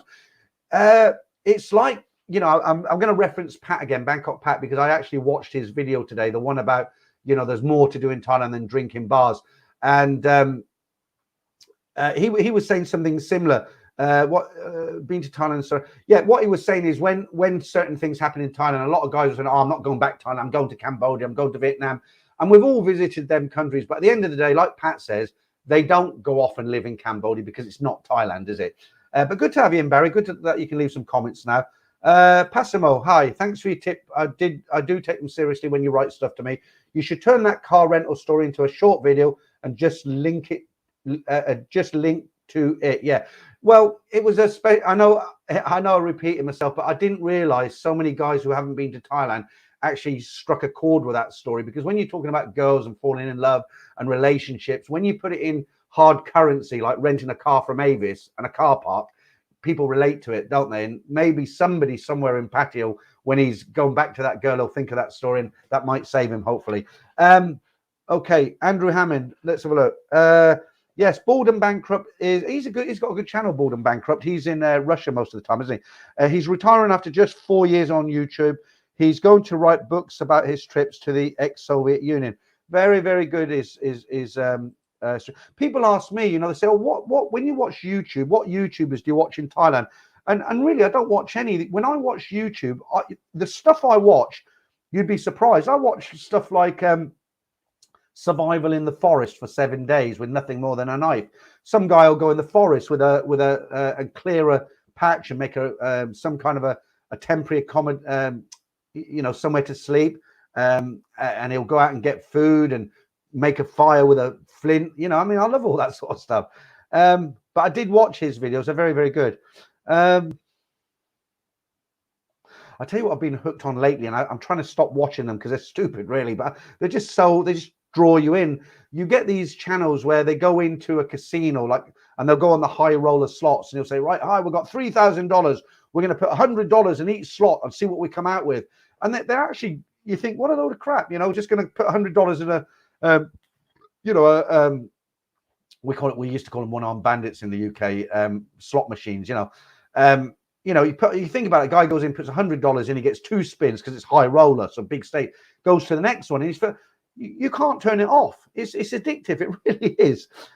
Chris, how you doing? Yep, like you need to check pads, get new rubber, ensure the exhaust isn't too smoky. Absolutely. Huge ass. But my rental car promised me it never goes with other drivers. Yeah.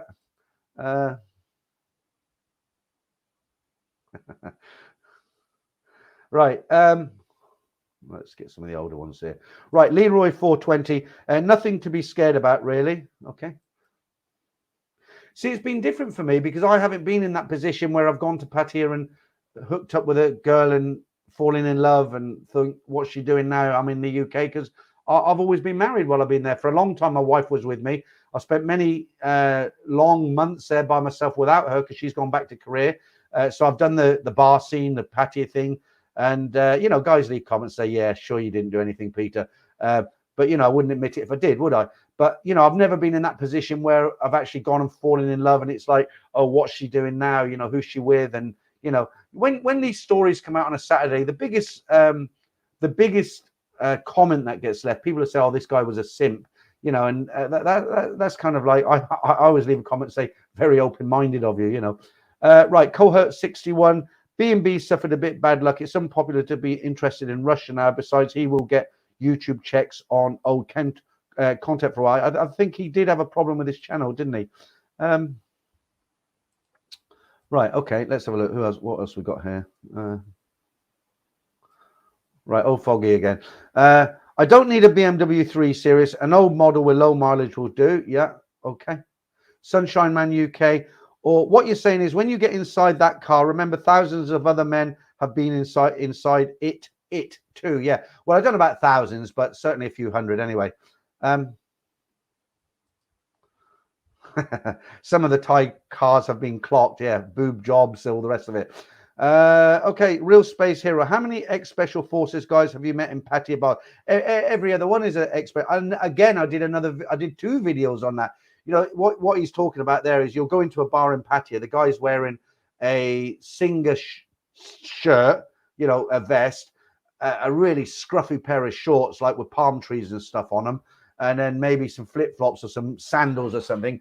And he'll be at the bar and he'll be nursing a half a beer, and he'll get to be your friend, and he'll tell you, you know, actually, I'm in the special services. Don't tell anyone. You know, that's why I'm telling you at a bar. Or they'll be like, oh, you know, I inherit millions, but I'm not allowed to spend them for another month. But when I do, I'll be partying. But until then, and it's all about just you're on holiday. They want a beer. They haven't got any money. You know, they come into the bar, maybe buy a small beer, nurse it for 2 hours, and then they'll talk to you and try and impress you. And you're like, do you want a beer, mate? You know, you're on holiday. And there's professional people like that in Pattaya. They just go around the bars getting drinks bought from alcoholics, you know. All right.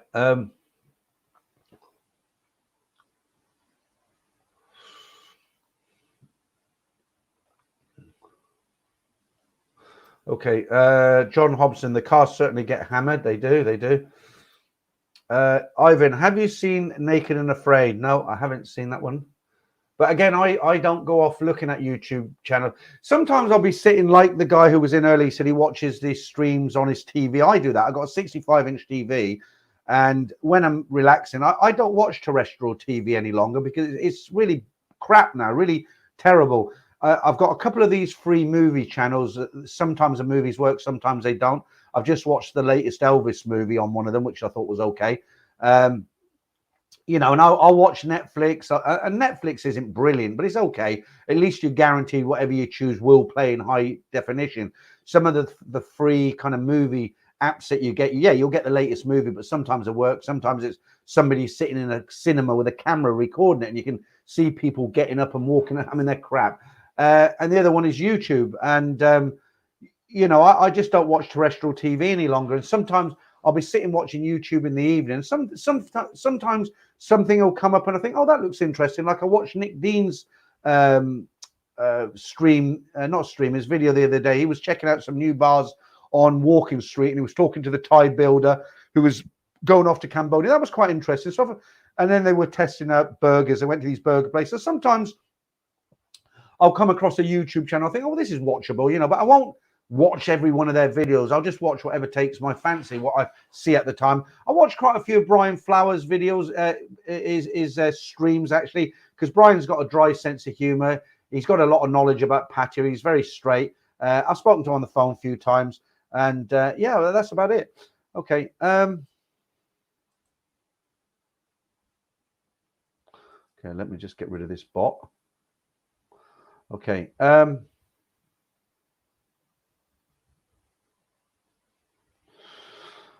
Right. Okay. Paul Hoskins, quick Peter. What's that about, Paul?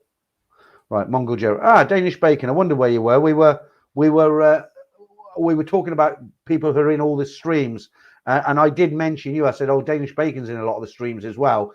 But I think he's bored here because I haven't seen him tonight. And there you are. You've popped up, Barry Tabot.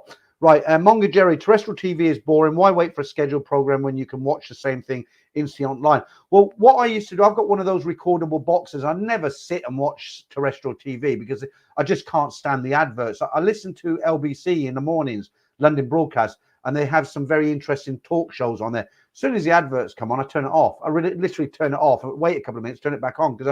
But with terrestrial TV, what I used to do about 3-4 in the afternoon, I used to go through the programming and see what was on. There maybe be 2 programs in the whole evening. You know, something about UFOs that I liked, and maybe a documentary about something interesting, and then I just record it. So when I actually came down to watch it, you know, I could whiz through the adverts, and just watch what I wanted. Sometimes you could series link. Some things were good to series link, but you're right. I mean, who'd sit there watching terrestrial TV? Okay.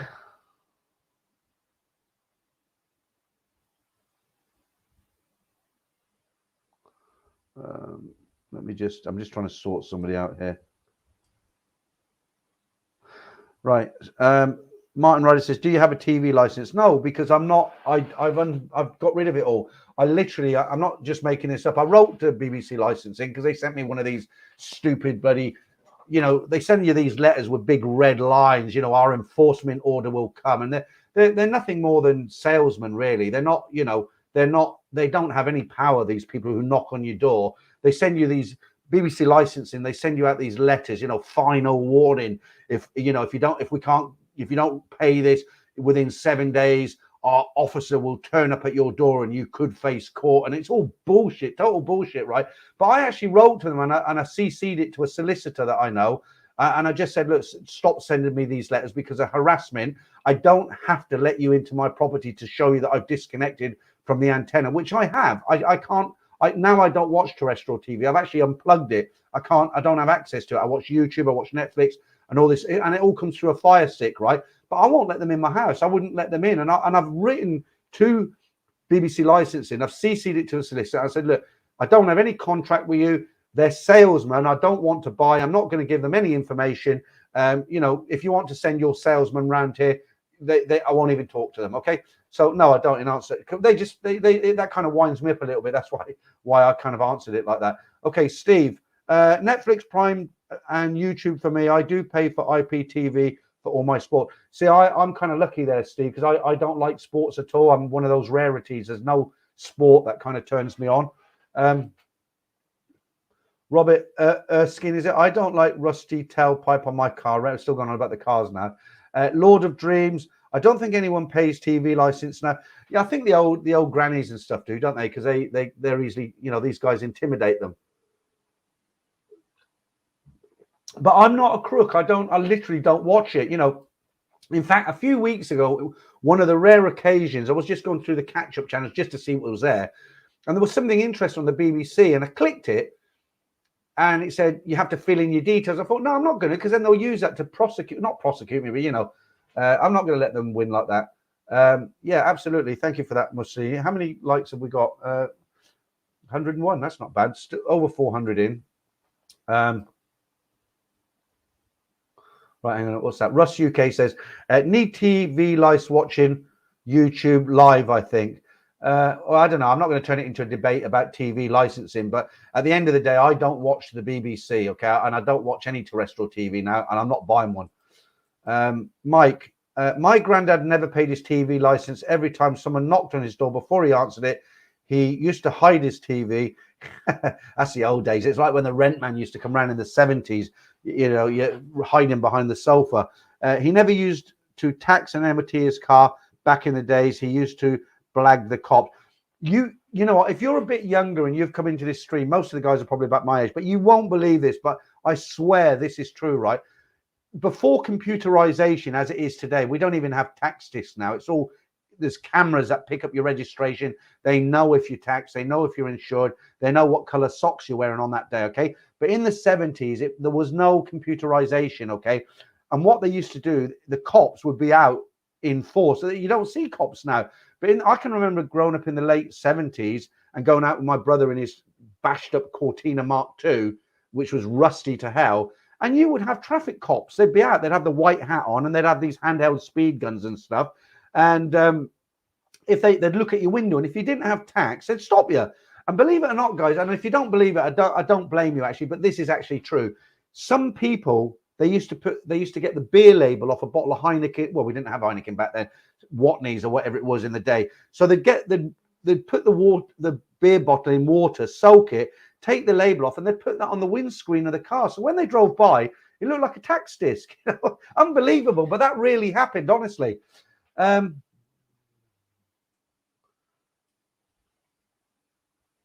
Okay, so Lord of Dreams says, I've told TV license inspectors to F off many times. I've never had one round. I wouldn't talk to him. I'd go from upstairs and answer him. But they're just salesmen. They don't have any power. It's like a lot of things in this country. If people turn up at your door and they wear a uniform and they got a camera and they tell you they've got a warrant and they won't show you the warrant. They're all salesmen. They've got no powers. And a lot of the time the police turn up and they don't know what they're talking about and they'll believe those guys. And actually breaking the law as well. Right. Monga Jerry. I just ignore the TV license letters. It'd be interesting, before I read your comment out, it'd be interesting, we're talking about the UK, but what about people in America and Australia? Do you have to have a license to watch TV? In the UK, we have to pay, if you're in America, it's the equivalent of about $150 a year to watch the BBC. Okay, the BBC. Okay, now I'm not gonna go on a rant about Jimmy Savile and all that. But the BBC, they don't show adverts, but they just show repeats. And most people in the UK really begrudge buying a license. But if you're in America, do you need to buy a license? If you're in Canada, if you're in Australia, I don't know. It'd be interesting to hear from you. Monga Jerry says, I just ignore the TV license letters. They can't do anything. It's all taught. Why should we pay off? Don't watch it. The whole point of it is because it's a numbers game. Those guys are sales guys. They're not on a salary. They get a commission every time somebody pay. If they go to a house and they scare the person into buying a TV license, they're on a commission. That's why they're so hardcore. And a lot of people are scared. You go to a single mother with a kiddie and she gets threatened with going to jail, even though he can't do anything about it, or an old granny whose husband was in the war, Second World War, and they're very law abiding. That's how they make their money. They're just parasites, really. Right. Andrew Tate says, hitting up Thailand soon. Are there many bars to watch football in? And are there many bars with football and go? Absolutely. I'm not a football fan, right? But yeah, it's really big in a town like Pattaya, for instance. There are bars just dedicated to sports. There are bars dedicated to certain sports, mainly football. You've got Rovers in LK Metro. The girls wear, like, it's almost, their dress is like a football shirt. It's black and white stripes. Everywhere, especially when there's some serious football on it, everywhere. You are not going to struggle, believe me. If you like sports and you like to sit in a bar with girls to watch sports, you won't struggle. That's the least of your worries when you go to Thailand. VV Focus says, you don't even watch female mud wrestling on TV. Well, you can watch that live when you go to Pattaya. Right, Thailand fan, do you remember when they had adverts saying yeah, I do remember that. Do you remember when they had adverts saying the detector vans are in your area? Haha, utter crap. Yeah, I mean, let me get a beer while we'll talk about that. That was in the 70s. They were trying to scare everybody, but it was in a different way. It was the old black and white adverts. And what they did, they had this old van with a kind of circular area on the roof. And they were talking about TV licensing. And they had a guy on this bit of equipment inside of the van.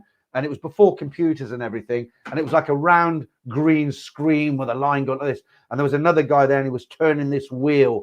And then you could see on top of the van this aerial going around. And in big white letters, we're watching you. Utter crap. Absolute crap. I can imagine if they did that now. Nowadays, if they really did turn up with a van, the kids would go out there and they'd smash the hell out of it.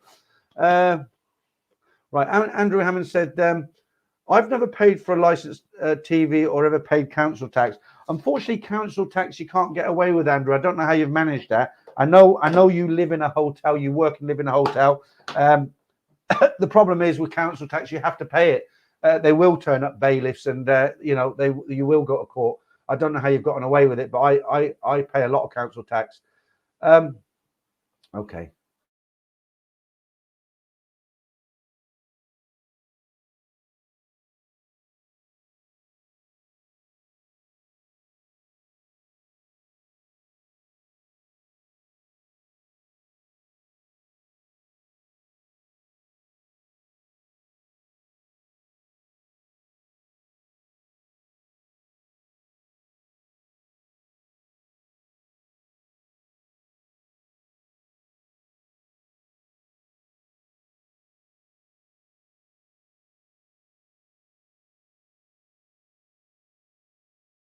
That's it.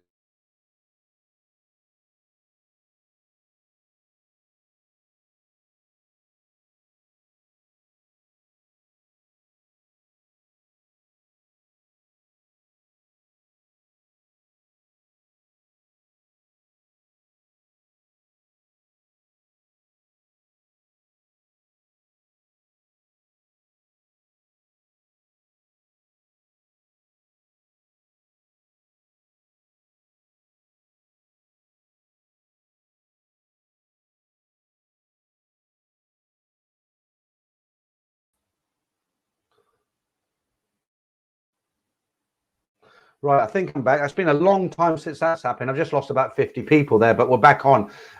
My internet went for just for a minute there. I don't know what happened. I'm plugged straight into the modem now. I've got a great speed. It's been a couple of months since that happened. That used to be a regular occurrence, but I hope I'm back online now. A lot of people disappeared. Still got 400 in now, but I'm watching the other TV. I hope I'm back. Let me just refresh this.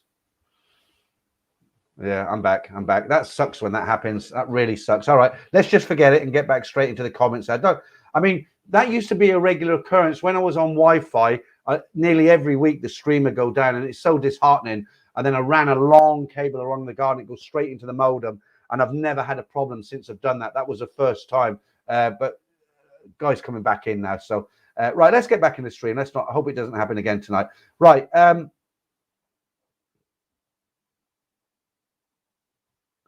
Yeah, Adrian says the detector man is onto you. That's what it is. We're talking about TV licensing. He's out there in the van with a wheel. We're watching you, and they shut me down, didn't they?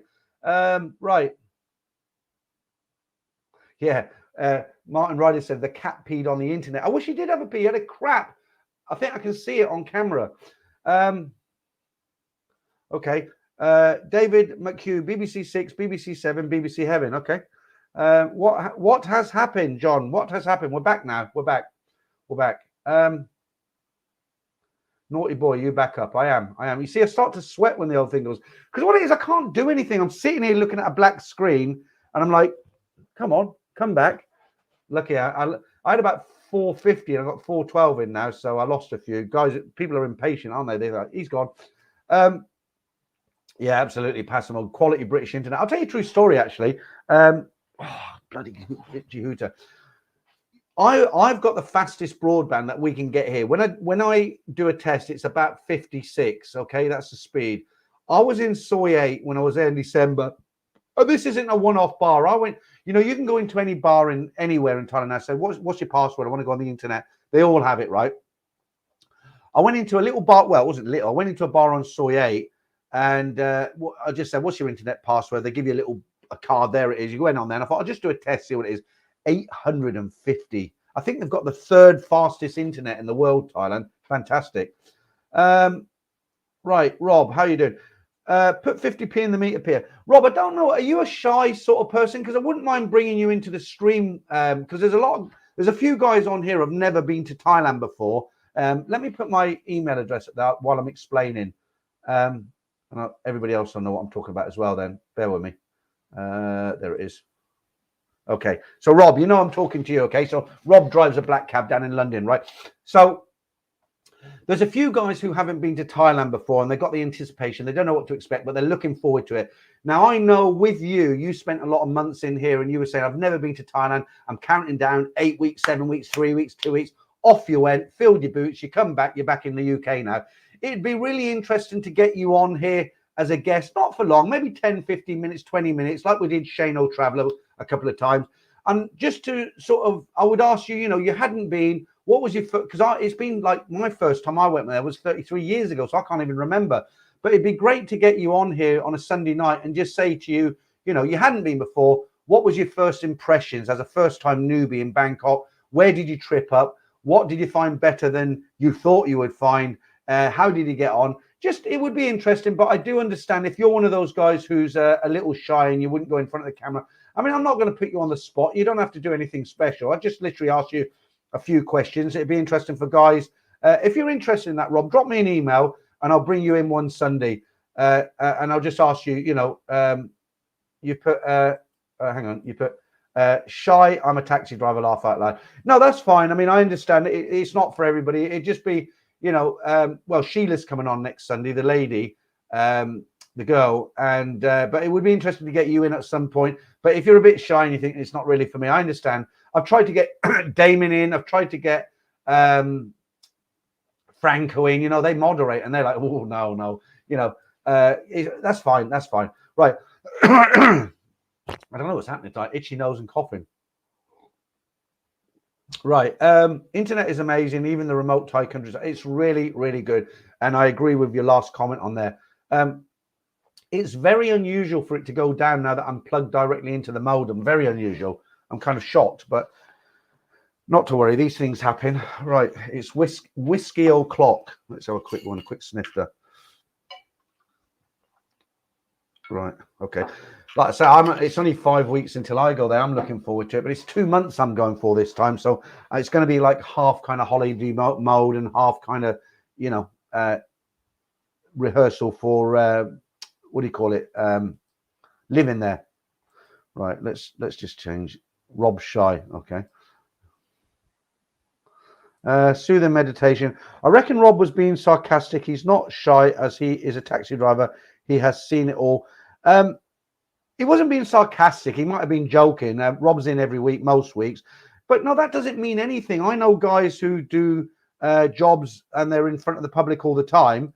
And they're just shy to come on a camera. It's not for everybody, is it? The first time I ever did a live stream, it all went wrong. It was terrible. I literally sweated on my first stream. I've deleted it now. But what happened is I set it all up like it is now. And the background went, there was only a green screen behind me. My internet went down. I couldn't find. I knocked over my beer or my water at the time. And I was sweating. I literally was. And when I finished up, I'm never going to do one of them again. And the more you do it, the more relaxed you get. And now I'm drinking on screen and, anyway. Right. Lee James, thank you, mate, for that super sticker. I appreciate that. Right.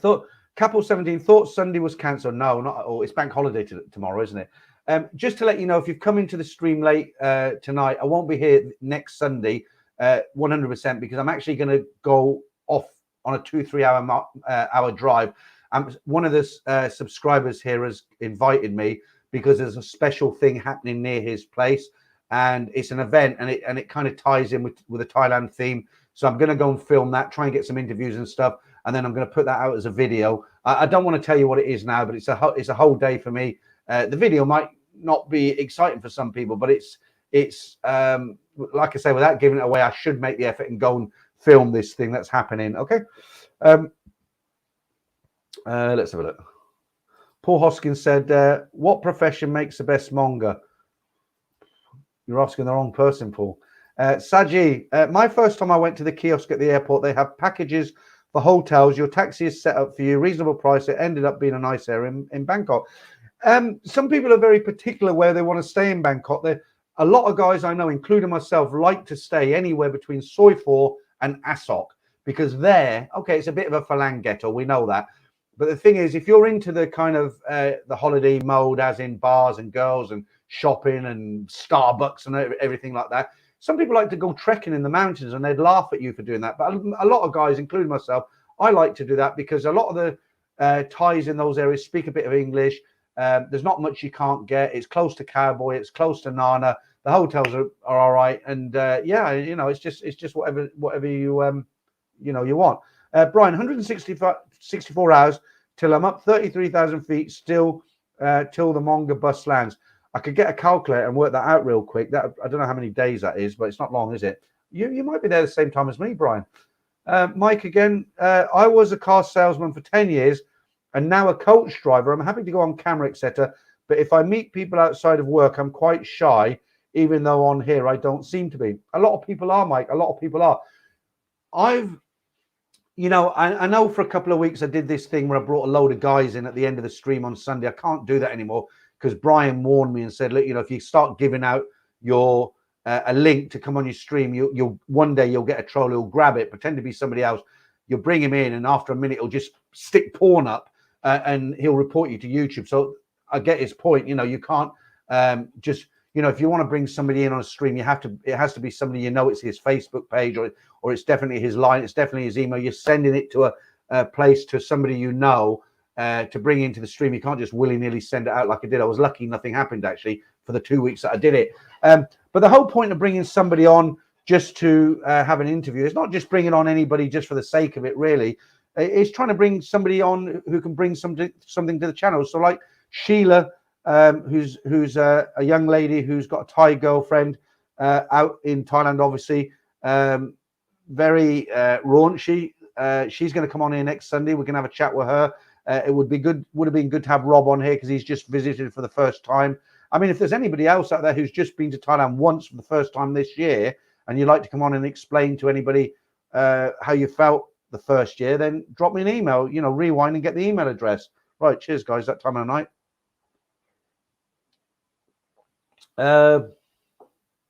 Okay, Mara, that's for Paul Hoskins. Says the best profession for a monger, working in a Bangalore call center. Okay. And again, guys, if you're leaving comments and I miss it, somebody said to me a few weeks ago, they said, oh, you're skipping my comments. I'm off. I'm not, honestly. It's just so many come in, 400 in the stream now, and a lot of people are commenting, and I can't read them all and talk. So if I miss them, just try a second time, yeah? Will says anywhere on the BTS route is good. Yeah, it is. But of course, don't forget after midnight, you'll have to get a taxi back, won't you? Because it all stops.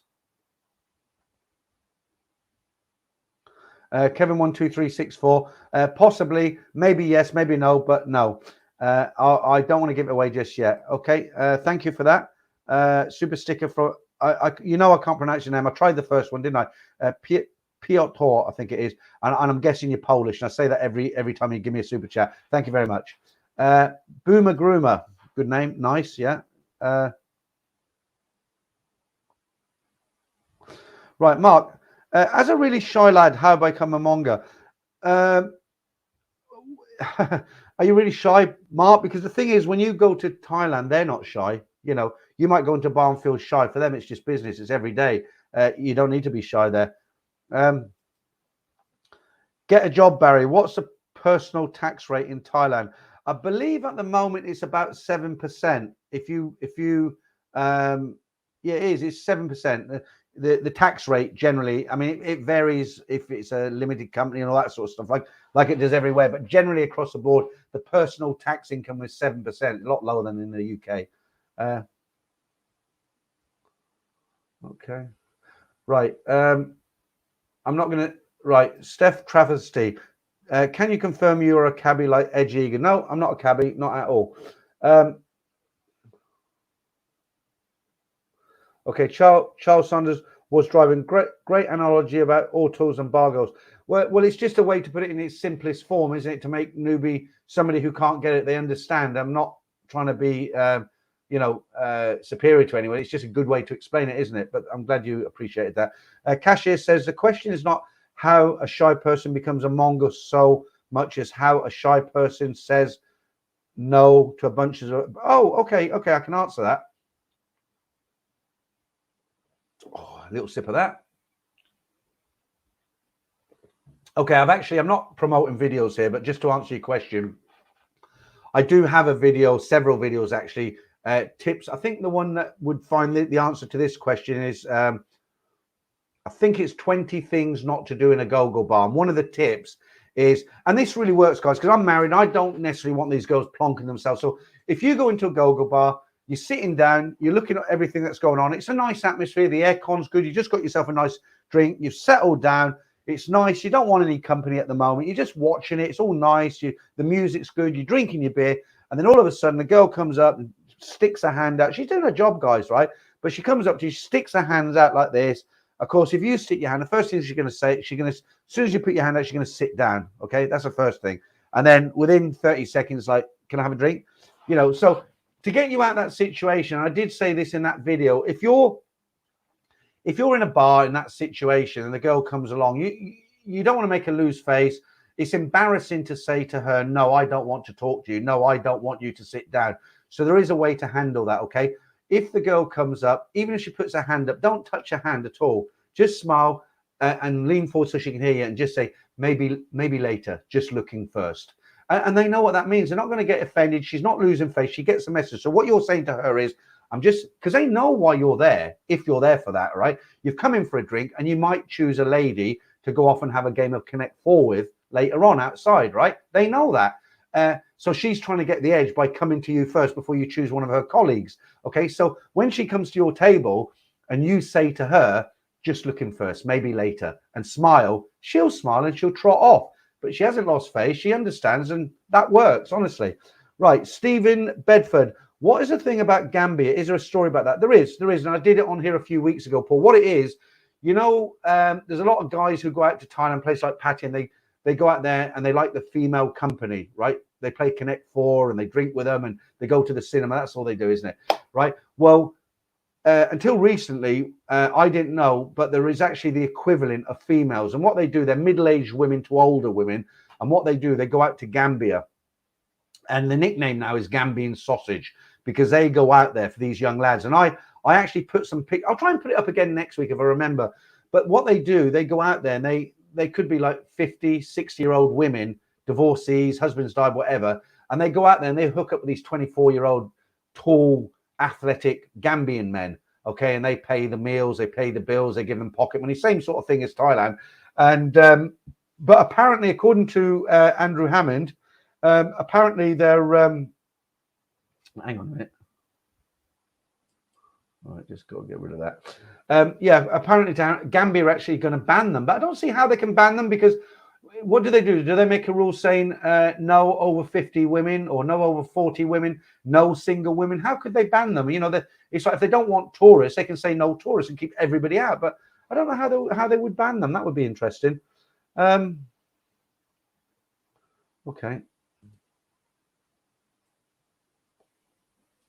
Nick Reels. I went to Thailand for the first time this year in April. I'm going again in November. Would like to come on the channel and share my experience. Okay, Nick. So drop me an email. That's the best way to do it. And just copy and paste that message that you've just put up there so that I know what you talk about. Because if you just send me a random email and say, hey, it's me, remember, I won't. Put that message in the email about coming on the channel and put that exact message. And what I'll do is I'll send you a link and we'll have a private stream just to talk about it first. Just make sure you're not some kind of like axe murderer or nutter or something like that. Just joking. But just it's good to have a bit of a chat first. A little bit busy at the beginning of the week. I've got somebody tomorrow on a consultation, and I've got Tuesday night. I've got Sheila. I'm doing a Zoom with her, and then but we can hook up, and if you want to come on, and literally it'll be for 15 minutes. I'll just say, look, you went to Thailand for the first time. What was your experience? To anybody who hasn't been there, you know, what were the problems you encountered? What were the good things? That sort of thing. You know, it'll be interesting for guys who are planning to go out for the first time.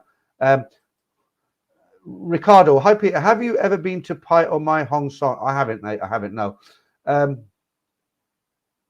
Right, Southern Side. Can you tell me of a decent accommodation website because I will be traveling in November? The most popular one in Thailand to use is Agoda, AGDO, I believe. I hope. Yeah, Agoda. I mean, most of the hotels in Thailand, especially the budget hotels, they give maybe 20% of their rooms to Agoda. And if you go on Agoda, sometimes it will say only one room left or only 2 rooms left. There isn't. They've got many more vacant rooms, but they only assign like maybe 20-25% of the rooms to Agoda because no hotel is full all the time. They never have 100% occupancy. So better to give out 20% of their rooms at a discount rather than have them empty. So in answer to your question, go on Agoda. That's the most popular hotel booking site in Thailand.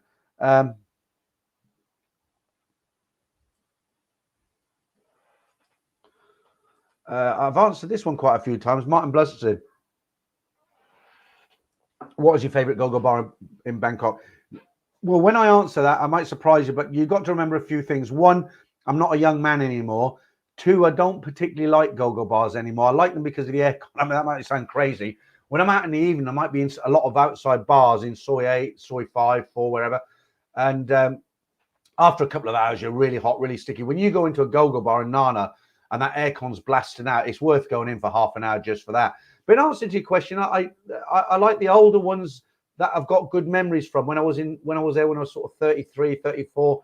I still like places like let's have a think. Some of the older ones, Long Gun in Soy Cowboy. I like that. I mean, that's nothing special. A lot of guys go out there for the first time. They would probably say it's crap compared to some of the great bars in Nana. But the reason I like it is because I've got such great memories over the years from there. Another one would be the one at the beginning. I like Soy Cowboy more than Nana actually. But if Nana Plaza, it's changed. It's changed over the years. When I first got to Thailand, Nana Plaza was a shopping center. It was just going through the transition. I've mentioned this in the video that I've recorded for Saturday next week. I mentioned this because it used to be called the Nana Plaza Shopping Center. It was all shops, nothing else. And then when I got there, after a few years of me being there, they were going through a transition. There used to be inside Nana Plaza, there used to be a gold shop, a travel agent, a Lebanese restaurant, a couple of pharmacies. The middle was all parking. You had a snooker club on the third floor. There was a hotel for the girls on the third floor. It wasn't short time. It was just the bar girls could stay there for, they shared a dormitory or something. But it was anybody come down from East End, they could bunk in this kind of hotel on the third. When you say hotel, I mean, it was like a couple of big rooms. They all hunker in together. And then when you walk into the plaza on your left, you've got Big Dogs. That used to be 3 small bars. Lucky Luke's always been there, as I remember. But favorite bars in there, I mean, you used to have the 3 Roses on the first floor, the Hog's Breath. You had, where else you had Woodstock. That's all gone now. It's all changed now. And the other thing about them days, I know this isn't quite the question you asked me, but the other thing about the bars in those days, they were done very, very cheaply, mainly by Thai people. But now you've got big businessmen have gone in there, like big companies, and they spend millions and millions of baht on these bars. In the old days, it was kind of quaint. You'd go into a bar on Soy Cowboy and they'd have Christmas tree lights around the bar. That was the extent of it. But it was quaint. It was nice at times. And, so in answer to your, that's a long answer to your question about which is your favorite go-go bar. I've got very good memories from some of the older bars. After school, we always had a blast in there. I mean, it's not the A team in there, it's not the B team. I think it's the D team in there, but a lot of fun. I like the Tilak Bar and Soy Cowboy. That's a great bar. Nana Plaza, like I say, it's all changed. London Calling used to be called. That's next to After School. What was that called before? Hollywood. It used to be called Hollywood. And the other big change I've seen, the 3, the Rainbow bars. They're full of Koreans and Japanese now. That's a big change. You seen the odd one, but especially the Rainbow Bar in the corner. Same as Ferme Cafe. When you went in there, it's all full of Japanese and Koreans now. It's not like it used to be in the old days. But it's progress. Times move on. You can't live in the past, can you? I'm going on a bit of a rant and a bit of a daydream there. So good question. Thank you. Okay. Will Richardson, side book a hotel and a Agoda for the first 3 days. When you walk into hotels, you like to look and ask for price. Oh yeah, Will, I'll give you a little. I've said this before, right? But believe it or not, might sound crazy, but it's true. When you book on Agoda, it's always much cheaper. I've told this story before. I've gone into several hotels, budget hotels, patio, wherever, and I said, how much for a room? They said 800 baht, and I said, well, I've just seen it on Agoda for 650, and they're like, oh, we can't. And I said, well, look, there it is. And I've showed the girl at reception, not one hotel, but several, right? Many, and I've said, look, that's your hotel. 650 baht a night. She says, I cannot sell so. And it doesn't make sense at the time, but it does. I'll explain why. So I've actually had the receptionist say, sir, you can book on here. And I'm like, but you're here. I'm in reception. Just book me in. I'm like, my dad cannot.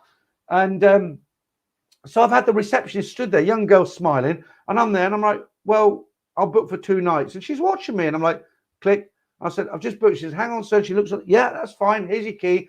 And you're like, that's crazy. But it's down to that thing I told you. They'll give I don't know what the precise figure is, but let's just say it's 20%. So they give 20% of the rooms to Agoda, and then reception can sell 80% of them online or wherever else they sell. So they're under instructions. Excuse me. It's a beer. They're under instructions that if somebody walks in, this is the price. If it's booked on Agoda, that's the price. But you can't check them in at that price, and it really does work like that. It's crazy. All right, Mark Hanley again. Right, I was in Asda earlier, and a Wonga kept stroking the large-sized black puddings. There's no answer to that. Yeah, Andrew says, I've sent you a WhatsApp message about the Gambia. I did see it, Andrew. Let me just read it out. Oh, it's a link. Right. British grandmothers seek sex tourism warned to stay away from Gambia. Let me open this up and read it. Oh, it's a video. Gambian officials have now issued a warning to tourists saying they want to put a stop to sex tourism. Director of the Gambian Tourism Board, I can't say his name. What we want is quality tourists that come to enjoy the country and the culture, but not tourists that come for sex. Camera said that the Gambia wants to move away from its reputation for sex tourism, promote many attractions. Okay.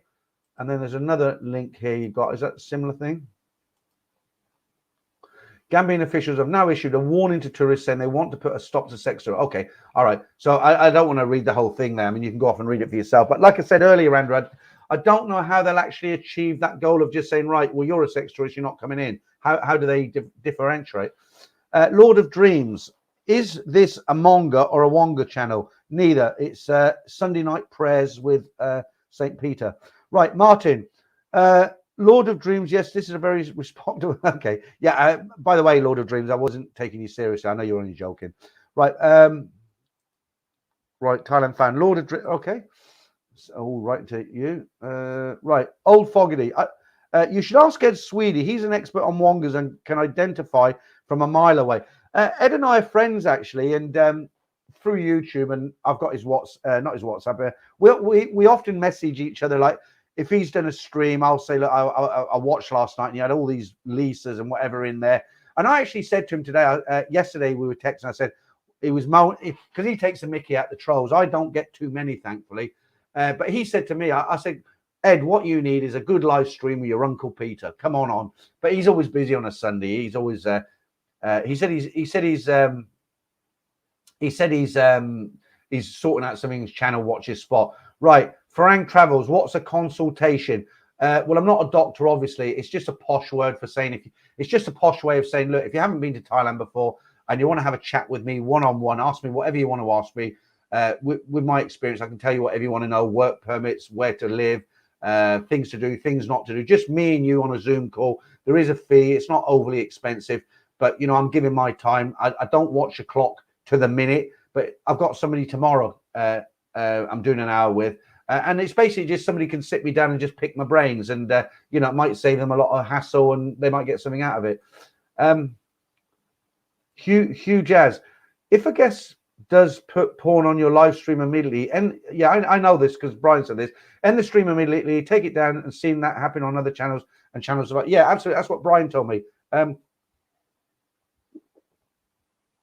So if you don't know what that's about, when I put out that, I was putting out the link and saying, come on, just click the link, you can come in the stream, and I brought about 9-10 guys in here, and most trolls are very harmless, but there's a few hardcore trolls out there, and they like to do a lot of damage, and their main goal in life is to get your channel taken down. They just don't like you for whatever reason, and we know somebody like that, don't we? A bit of a loser, but he does.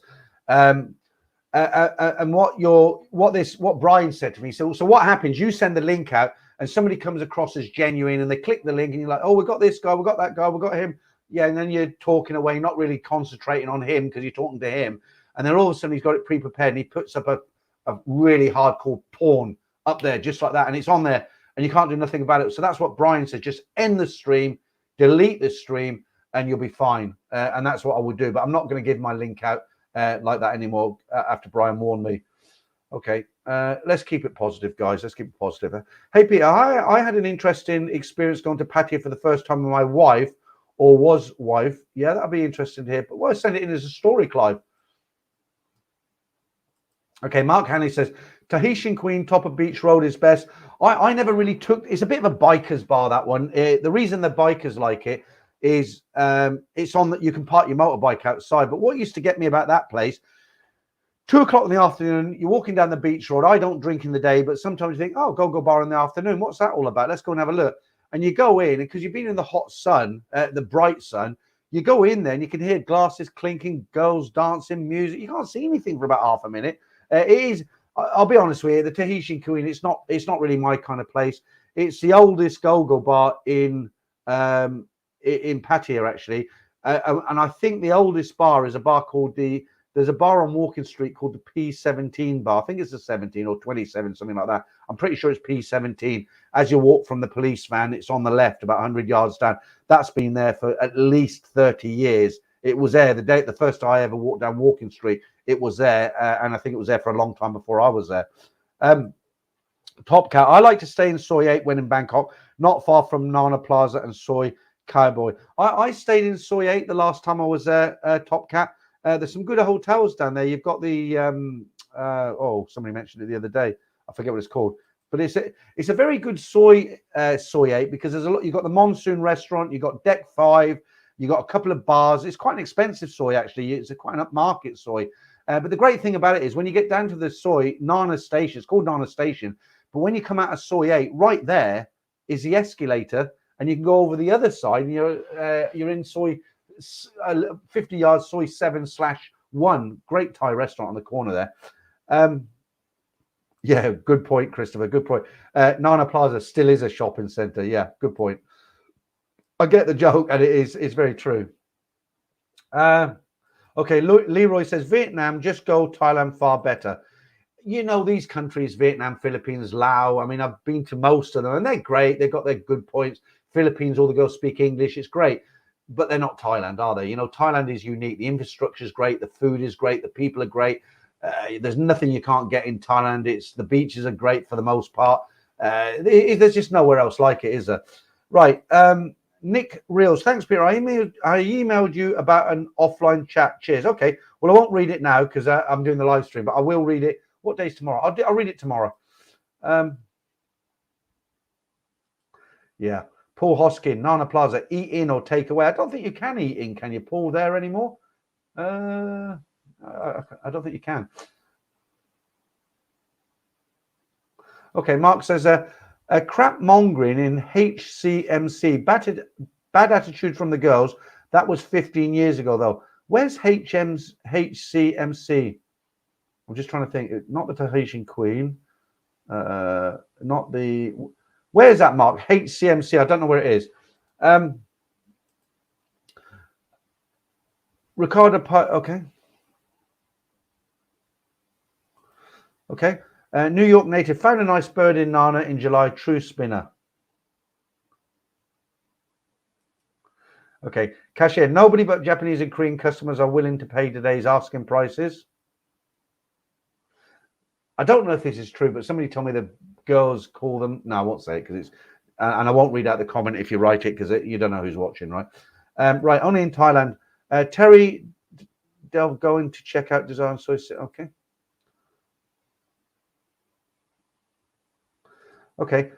Craig M. Hi, Peter. Your channel is so good. Love it, even though I'm back from Thailand. It's nice to get a compliment, Craig, because you'd be surprised the amount of shit I get, really. It's like I said last week. If you've got a Thai channel and all you talk about is temples and sunsets and fried rice, you won't get trolled. But when you're talking about mongering, Soi 6, Nana Plaza, all this sort of thing, the shit I get, I mean, you wouldn't believe it's a shitstorm every day. But do you know what? It used to upset me when I first started this channel.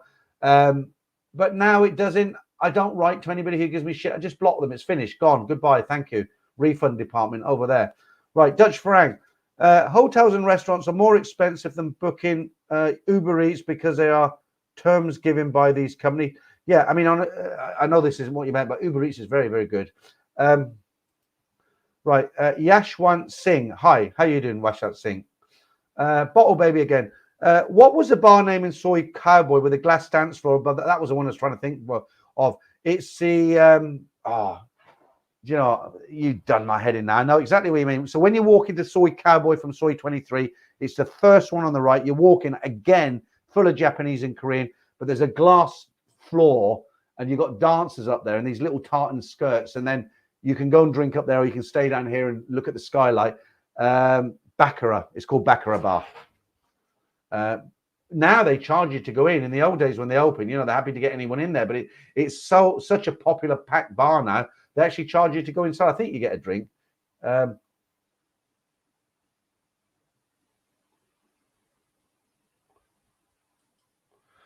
Okay, get a job, Barry said. There are some good videos on YouTube about wongas. I've never thought to look, really. I will. I'll have a look.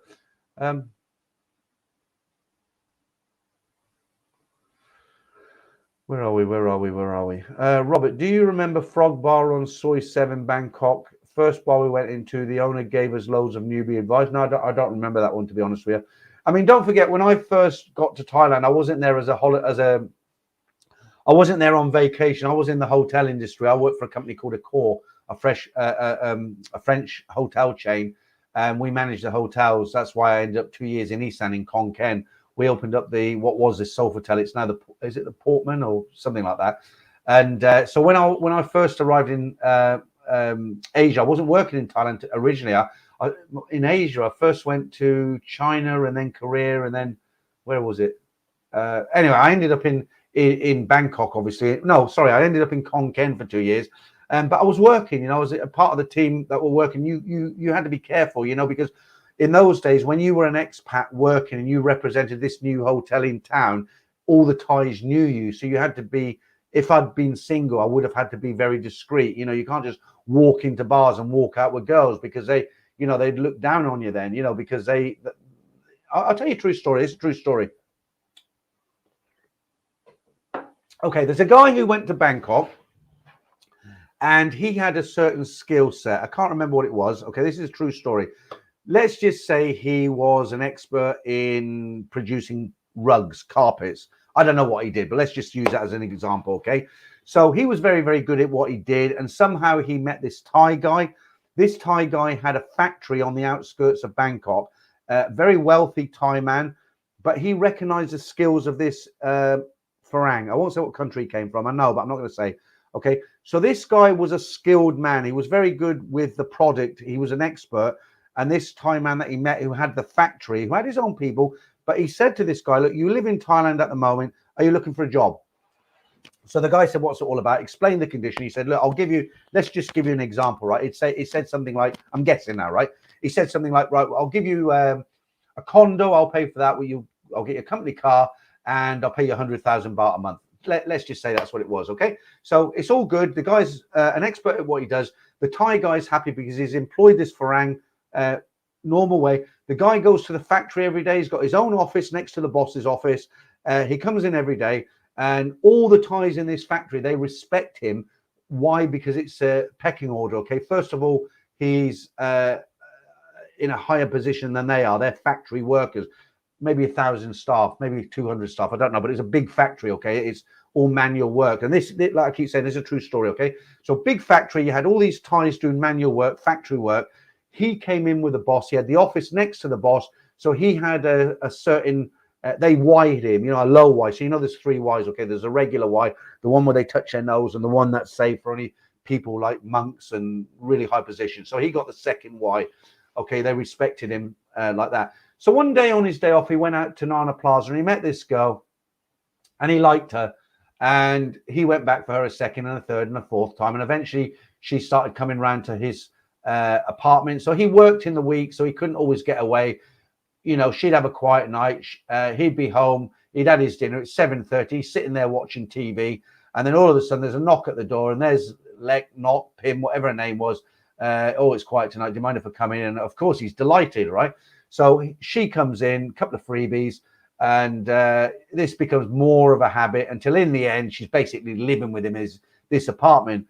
So that's all fine up to this point. But then what happens is she starts going to the factory for whatever reason to meet him, or he's in his car and he's got to pop into the factory. It's his day off, but he's got to pop in to pick something up from his office, or his boss has said, can I come in for 10 minutes? And he's got his girlfriend. Well, the Thais, the regular Thais, they immediately know, just from looking at the girl, they know what she does for a living, okay? When he went to his factory with that girl, that was it. It's finished. All the respect, all his position of authority, it all went out the window because the regular Thais seen him with her, and it might be snobbish, I know, and it's not great, but in their eyes, this guy that they respected, that had a high position, was now in there with a hooker in their eyes. And as far as they were concerned, he was like a stupid guy because he was with her and she was working her magic on him. And what happened in the end, the Thai owner of the factory had to let him go. Why? Because they couldn't get anything done. Because when he had the respect, when he was the Farang in the office next to the boss, and he spoke some Thai, of course, else he wouldn't have been able to get the job. So when he went out on the floor and he needed things done and he had his Thai assistant, things got done. People wired him, yes, sir, and all this. And of course, once he turned up to the factory with a girl, they didn't respect him anymore. The jobs didn't get done. They didn't really listen to him. They didn't do anything where they could get reprimanded. But basically, it was all gone. He'd lost his position, basically. And that's what can happen in Thailand. And unfortunately, the owner of the factory had to let him go, because without that power of being able to hold that respect and, they look up to you as the boss, he couldn't get anything done anymore. And that was it. I don't know what happened to him after that. I forget why I told you that story. Somebody wrote something there. Right. Okay. Cast a spell. I don't know what that's about. Paul Hoskin.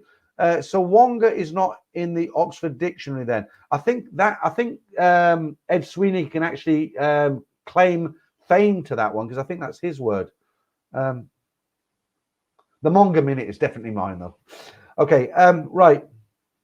Yeah, somebody else said, Andrew Hammond said, Paul Hoskin, Ed Sweeney. Andrew Hammond, this young man here, he edited my book with me. Well, actually, I'll be honest with you. You guys sent the story in. Andy edited them for me, and I didn't really do a lot. But me and Andy are actually flying out on the same night. As soon as I found out I booked on a different airline, I thought, I don't want to be sat next to him for the... I'm only joking, Andrew. No, Andrew, I was looking for flights, and I couldn't find anything cheap. And Andrew said, well, I've just booked the first week of October on this date, and I got a flight for 6:33. So I went in and I looked on the same day as him, the same time, and Eva Air were doing 623 return flight. I thought, that's okay. But I like to fly Thai for reasons I've told you before. So I booked Thai for 7:05. But Andrew's Eva Air flight and my Thai flight would both take off at 9:30. So it'd be a race to Bangkok. So we'll get there the same sort of time. So I dare say we'll hook up for a bit of tourism. Okay. Okay. Complete for free. Hi Peter. The same thing happened to a character in a book named Private Dancer. The character's name was Bruce. I don't remember that. I have got the book. I've read it twice, and I read it recently actually. I've got Private Dancer up there. Let me think. Bruce. I have to read it a third time. The problem is when you get to my age, your memory does go. It's really bad. My mother at 75 went into a home because she suffered from dementia, just like that, overnight. Tommy Cooper. Within 6 months, she went from being, with it to gone. That kind of scares me a little bit, because I think it's just because I'm getting old, but my memory is very, very bad now. Sometimes somebody will do a super chat. I'm talking about something. I say, oh, hang on, super chat, blah, blah, blah. And I forgot what I'm talking about. Bob told me to write it down. I've written one thing I didn't forget. Right, Mark Hanley again. I interviewed a teacher once who brought his Thai girlfriend with him, full of tattoos and smelling of alcohol. Interview lasted 3 minutes. Well, yeah. Well, this is the thing. You're probably thinking, when I said they knew she was a bar girl, how would they know? Because Thai, I mean, it's different now. I won't say Thai girls, but generally speaking, especially in the older days, Thai girls didn't smoke. They didn't have tattoos. Of course, the younger generation now, it doesn't mean she's that way inclined. They do have tattoos. My daughter, I hate it. My daughter's got, both of them got a tattoo. My youngest has got a Buddha's head on her thigh. And I said, if you come to Thailand, you can't show that. What did you have that for? But you can't tell them. You just can't tell. They're adults now, aren't they? But yeah, I mean, Mark, absolutely. If she turned up with tattoos, you don't even need to smell of alcohol. They'll just judge her, and that's it. Finished. Yeah, I think we're cross wires there, Mara, Private Dancer. I've actually got a picture with her. No, that was Chaka Khan. Who sang Private Dancer? That was... I know who it was. You don't need to write in and tell me. I can remember, but I just can't remember, if that makes sense. Right.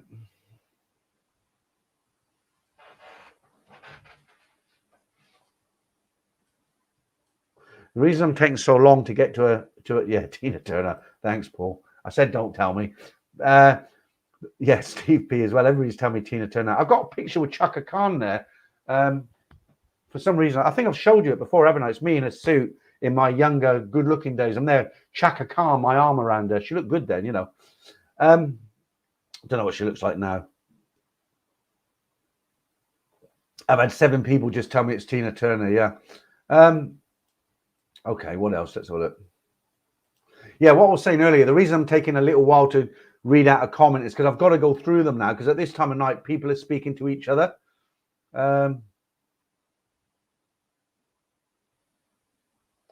You see, the thing is, just on that subject again, I just want to add a little bit more to that story about the... let me just take Paul's comment off. The thing about that story, what you got to remember, the Thais, they have a... it's like anywhere else in the world. They have a... when some guys go to Thailand, they just think, oh, it's easy going. You can get girls. It's, anything goes. But, the Thai culture is not like that. It's a very small percentage. I know guys who... they go to Thailand and they think every girl's got a price. I mean, it's just simply not true. I mean, the reason it looks like there's so many in Thailand is because they tend to be, there is, but there isn't. There's something like, I don't want to do numbers now because people are writing. The population of Thailand is something like 80 million. Okay. There's about 10 million in Bangkok, and the World Health Organization did a survey on the total number. I don't want to say the word, but those people who work in that industry, and they come up with a number of about 250,000 total. That includes everybody, ladyboys, males, guys, everything. So you can probably double that, if not triple it. Let's triple it, all right? So let's quadruple it. Let's say 1 million, okay? So it won't be that, but just say, so 10 million and you take 1 million, that's 10%, isn't it? So, but it's not 10%. But, there are guys who go there and think, oh, I've got money in my pocket. Everything's a go. And it's not like that. You have to be very, very respectful with the Thais, They're very proud people, and you can't, Pattaya is not Thailand. You go to Pattaya, it's a totally different world. All bets are off in Pattaya, I mean, off the cleaner 500 baht, fine, but not the rest of Thailand. Right, Mark again. Chaka Khan ain't nobody. Dropping that at Notting Hill Carnival tomorrow on the set. Oh, you do DJing, do you, Mark? That's interesting. Terry. Peter, when you get to Thailand, are you live streams going to be the same time? I don't know what's going on, Terry. I think... Okay, Terry, when I go out there for 2 months, okay, when I live there, I don't think I can do it, because what I've got to do, when I get there in October, I'm 7 hours ahead of the UK. So I thought about it, and I think it's very, very important to keep the Friday, either the Friday or the Sunday night stream going. So I think I'll keep the Friday one going. I'm going to knock the Sunday one on the head while I'm there, because I want to enjoy myself as well. I'm going to keep the stories going. I'm building them up now so I can release them when I'm there. But in answer to your question, Terry, I'm 7 hours ahead. So I think what I'm going to do on a Friday, I'm going to change the time till 10 p.m. just while I'm in Thailand. And that means for me, it'll be, because we'll be 7 hours ahead then, right? So 10, 11, 12, 1, 2, 3, 4. So it'll be 5 o'clock in the morning, my time. So what I'll do is I'll go to bed a bit earlier. I'll set my clock for 4 o'clock. I'll get up, make a coffee, go live at 5 a.m. in Thailand while I'm there on vacation. And then that'll be 10 p.m. in the UK. So it'll be about the same sort of time. But there won't be any ladyboy competitions or spot the manga minute or anything like that, because that's stuff I do here because I'm not working now and I've got the time in the day, and I kind of enjoy putting all them competitions together. But of course they take a lot of time to put it together, but I've got nothing better to do in the UK at the moment. But when I'm in Thailand, I want to go out and I want to film things in Thailand, different things. I want to do interesting different videos. I don't want to be stuck in a hotel room doing a ladyboy competition, So in answer to a long-winded answer, Terry, to your question is, yeah, I think I'll keep the Friday night stream going. It'll possibly start at 10 o'clock. I think I can do that for 2 months while I'm out there. I won't be able to do it while I'm living out there. I'll probably have to do a bit more of a respectable time for me. But I'll just sit on a balcony and tell you what's going on. Like I did when I went there in December. I won't be doing any competitions or anything. Right, Martin Ryder. Villages in Africa I've visited, all girls that are not married are for sale. Not saying I did any of them. It was disgusting to think of. I actually did a year in Africa as well, Martin. I get your point now. I've got no comment on it. I was in a place called Kinshasa. I was there for a year. That's in the Congo. They speak French, unfortunately, French in a local dialect. So I had a hard time kind of getting by. I was working in a hotel there.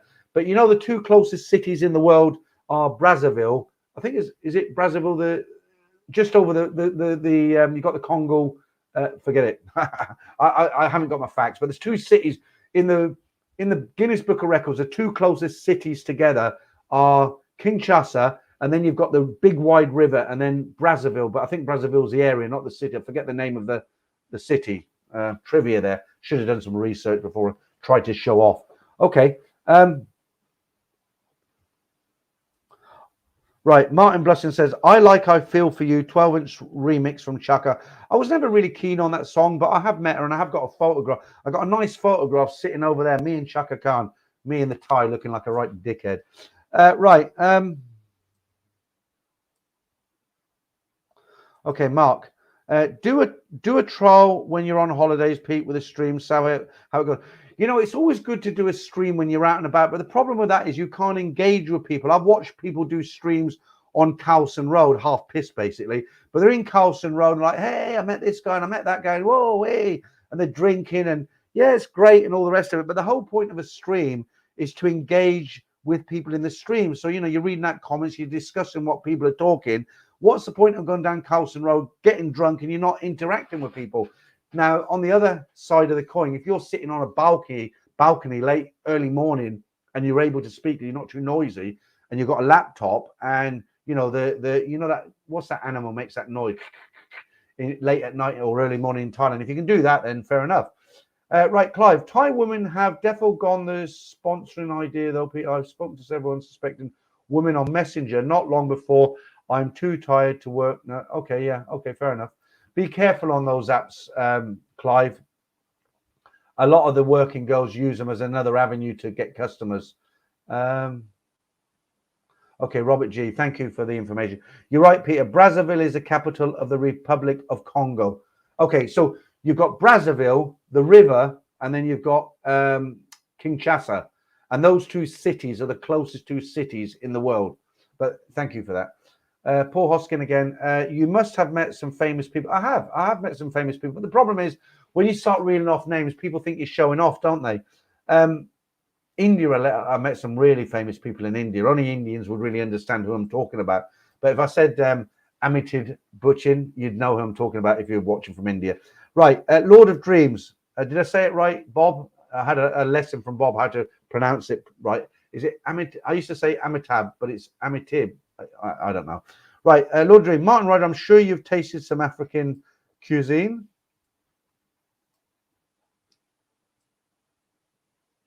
You know, talking about funny people, you say funny people you've met. One of the most bitches I've ever met in my life was Bonnie Tyler. Do you remember her? Bonnie Tyler. She was, I was working in a hotel in Dubai, and we had at that time a nightclub, which we called a disco, such a dated word. And I won't tell you the hotel. It was in Dubai when Dubai was very, very small. I'm talking 90, I was there 90, no, so I wasn't 90, I was in Thailand. 86, 87. Well, in this nightclub, we had a VIP area, okay, and it was a real, because there's a lot of money in Dubai even back then. And I don't know what if she was doing. I can't remember. It's such a long time ago. But Bonnie Tyler came in. We put her in this VIP room, and she was with her drummer, okay. And he was he looked like he'd been sleeping on the streets for a week, you know. And she was such a demanding cow. She really was, you know. The staff, most of the staff in Dubai, the waiters were Indian guys. And she treated them like shit, you know. I mean, in the end, I'd like to say in the end I went in and threw her out. Of course I couldn't. But, you know, I mean, she was a real cow, you know, a horrible, horrible person. I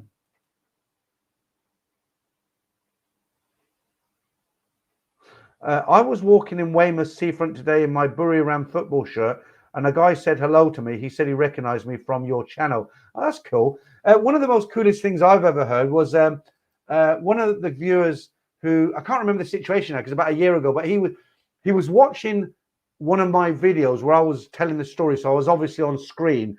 He lives on his own. So he was halfway watching a Saturday morning story, and the postman knocked his door because he had a parcel for him. So he opened the door, and the postman was stood there. He had to sign it. That was before COVID, obviously. And he had to sign it. And the postman kind of looked over, and his TV was there. And he just said to the guy, he said, Thailand bound? He says, yeah, how do you know? He says, I watch him as well. I thought that was really cool. Right, Black Bolt, how you doing? You come back. Bonnie Tyler, one-hit wonder, total eclipse. Yeah, there's a lot of one-hit wonders, especially in the 80s. Remember Rennie and Renati? Save your love. God, terrible. Did I just sing? Terry Dell. 12 hours difference between Canada and Thailand. One-hit wonders. Who else was there? I watched a brilliant bit of... Do you remember Only Fools and Horses? I was telling Bob about this today. Do you remember Trigger in Only Fools and Horses? Classic comedy. But they were sat around the table in the pub and they were talking about one-hit wonders. And they were saying, yeah, do you remember this guy? Do you remember that guy? And the conversation, you know, it was Rennie and Renata. They had that one hit and somebody else. And the conversation kind of stopped. And then Trigger piped up and he says, yeah. And he said, that Gandhi, he said, Gandhi, he only had one, he only made one movie. We never heard from him again. Really funny, but it's the way he said it, you know. Tom Berwick. Okay, you're talking to someone else. Yeah, I mean, Will Richardson. There's a bit of truth there. He's saying, don't meet your heroes. You will end up disappointed. Well, when I was in Thailand, I met quite a lot of YouTubers, and one or two of them they weren't how I thought they were going to be, if you know what I mean. So when I met them, when I seen them on YouTube, I portrayed an image of how they were. And then when I got to Thailand and I met them, I thought, not what I thought. You know, that's what I'll say. Okay, I'm not tipsy yet, Mara, but thank you. Chris, Mark, but good crowd in tonight. It's Bank Holiday Monday. We've still got over 400 in. How long have I been going? Oh, 2.5 hours. Let's keep it going for a little while. I'm not, guys, I'm not saying anything. Right, Taxi to, is it Taxi to Lao? Buggles, yeah. Right, here's an interesting thing for you. Buggles, one hit wonder. Video killed the radio star by the Buggles. Do you know that was the first ever video to be showed on MTV? The first one, Buggles, video killed the. God, I forgot what it's called already. Killed the radio star. That was the first music video ever showed on MTV. But the problem is, because they didn't have many music videos back then, it was shown over and over and over again. Bonnie Tyler nowadays is like listening to fingernails running down a blackboard. Yeah. I mean, those Sheila, you're in late. I've been advertising you all night. Have I stumbled into the end of the stream? Evening Mongarami. You have, Sheila, and I've been advertising you all night. I've been saying Sheila's here next week. I'll be respectful when you ask her questions, but we're nearly at the end now, Sheila. But good to have you in. Better late than never. And don't forget Tuesday night, we're hooking up. Right, okay.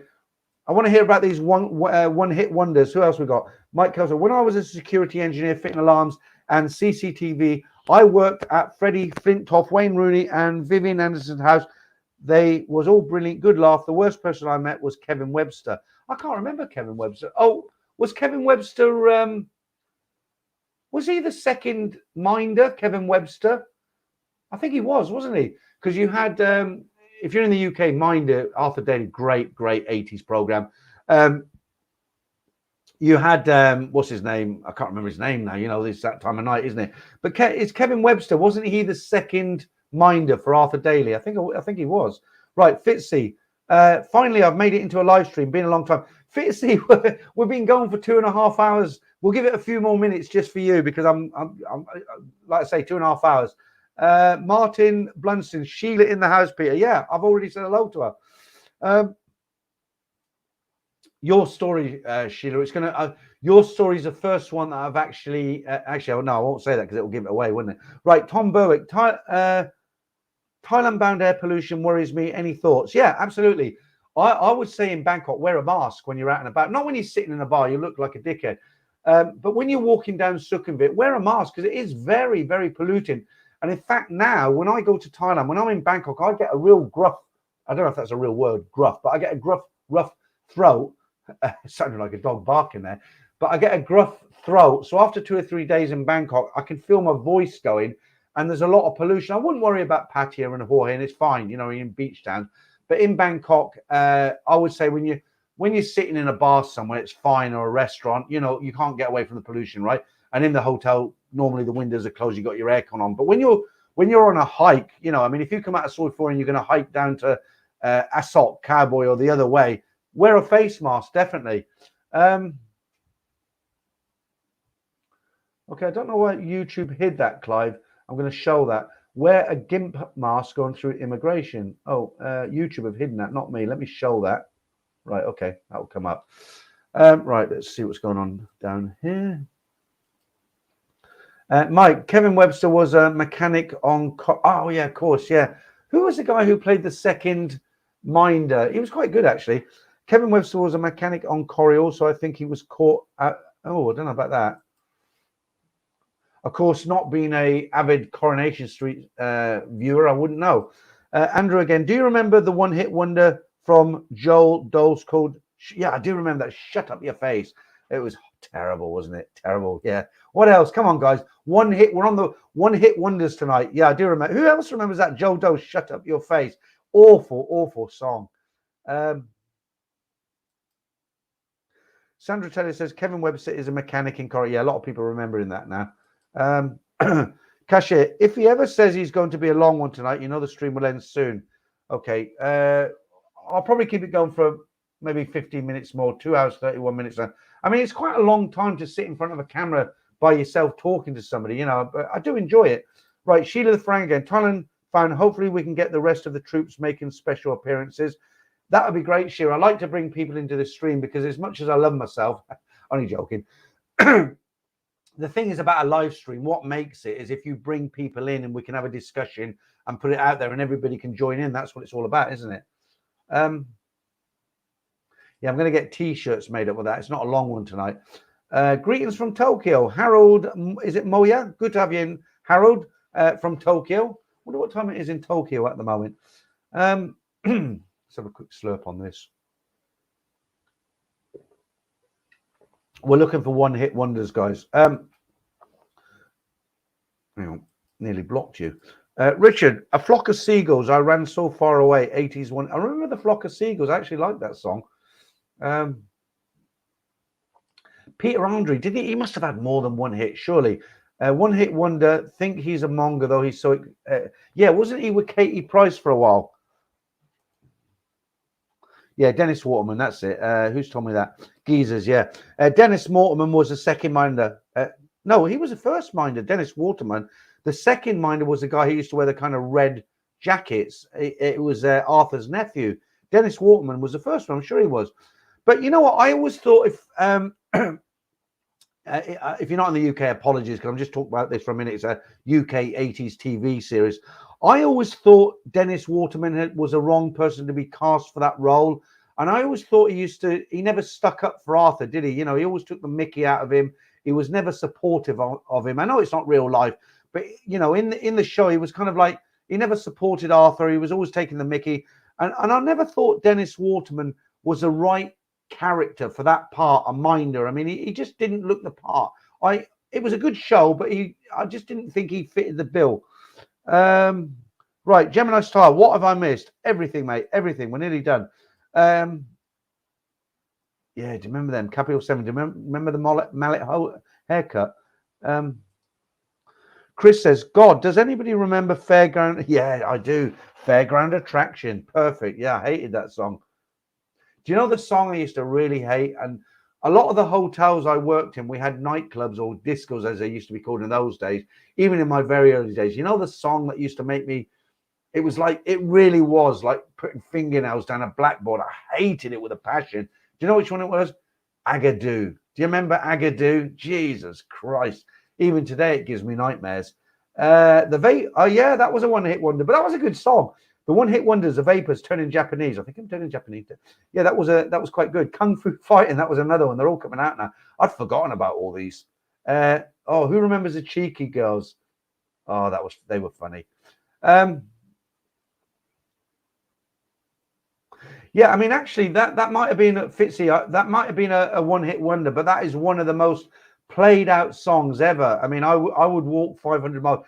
If you've ever been to a wedding where they have a mobile DJ, or you go to a party or a nightclub, when they put that track on, I would walk 500 miles, and people have had a few drinks, it goes down a storm. You know, people sing along with it. They stomp their feet. I mean, they've got to be the most ugliest brothers to have ever made a song. Their teeth are so bad. I mean, if they had a white one, it'd be a snooker set. But the actual song itself, I mean, it's even today, you put it on today in a nightclub, they'll go berserk.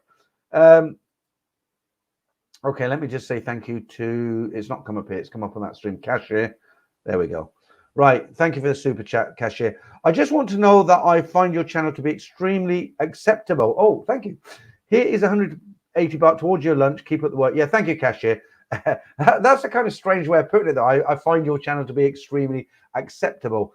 I don't know if there's something going on there, but thanks for the super chat. Right, Samantha Fox. Oh no, my God, horrible woman. Oh, talking about meeting famous women, I met Linda Lasardi. Do you remember her? She was a Page 3 girl. Again, she did a guest appearance in a nightclub in a hotel I was in. I think it was Dunfermline. I was up in Dunfermline. I wasn't working for a call there. I was doing something else. But yeah, she was nice. She's still about, isn't she?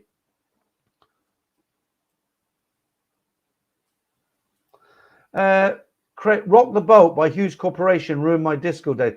Yeah, I didn't like that either. Do you know which other one I hated? The song was that Boney M, Brown Girl in the Ring. Terrible. Sabrina, God, Jesus, yeah.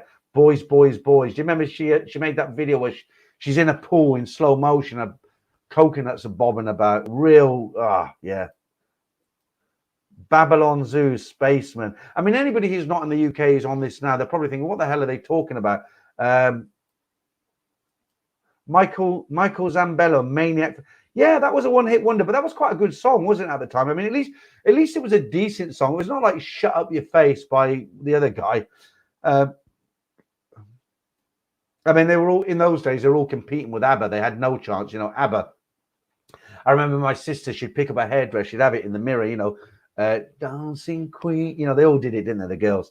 Ant and Dec, Get Ready to Rumble. Yeah, Ant and Dec. They started off as kind of like little rappers, as videos out there when they were young boys. Okay, we get this every week. Jeffrey Peter, what does a monga mean? Right, what I'll do, I'm not going to answer that. I'm going to give that a minute and I'll read out the best answers. Right, I'll put it out there, guys. Keep it clean. For Jeffrey, in no more than 10 words, what is a monga? And I'll go straight down to the latest comments. I'll give you a minute for that. And while I'm doing that, I'll have a little top up. It's not an official word, actually. No, it is. Monga does mean something, but it doesn't mean the same meaning as it means in the Oxford Dictionary. It's a kind of a slang word for people who go to, I've just read, hang on, Sheila the Semi-Frank, Scotland, Shame and Pride, the Proclaimers. Oh, they're great. The Proclaimers are great. I mean, I've been up, you know, I was in Scotland for a while, Sheila, and the Proclaimers. It's like, what's that Christmas song that's out every year?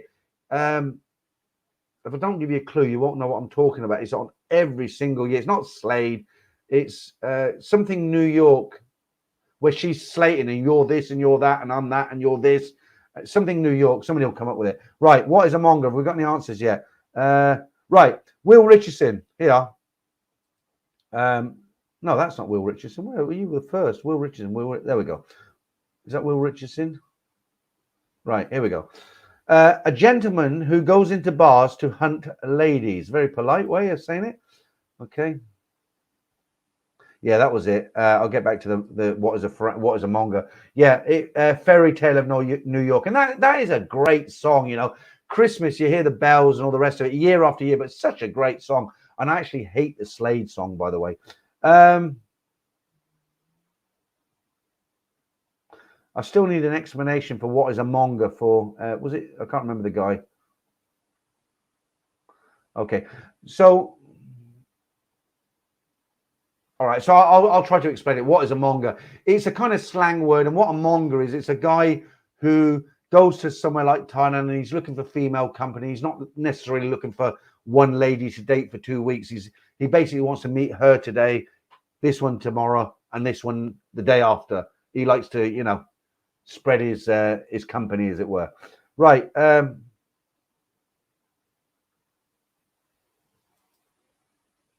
One-hit wonders. Any more? Someone who walks, there are, till it hurts. Someone who walks into a bar and has his tongue hanging out looking at all the snatch. I wouldn't have quite put it that way myself. I was going to try and be polite. You are right, of course. Who am I to criticize? But I was going to kind of put it in a slightly different way. Right, one-hit wonders. One-hit wonders. Here we go. Only in Thailand. Who's this? One-hit wonder, the Archies, Sugar Sugar. That was another terrible song, wasn't it? Yeah, we were talking about words that you hear very often from the Thai bar girls. Butterfly, that's another one, of course. You know, you butterfly. Is that Black Bolts bought me a drink tonight? Funky Town, Lips Incorporated. Yeah, that wasn't a bad song. Thanks for the super chat, Black Bolt. I do appreciate it. There's 4 beers there. Funky Town's Lips Incorporated. I didn't like that song, but it was a serious attempt at a disco song, wasn't it? Oh, classic. Theme. One hit wonder. One Night in Bangkok, but it's almost like an anthem, isn't it? It's almost like an anthem on this channel even. They did a remix of it, actually. The original was kind of like, yeah, it was okay.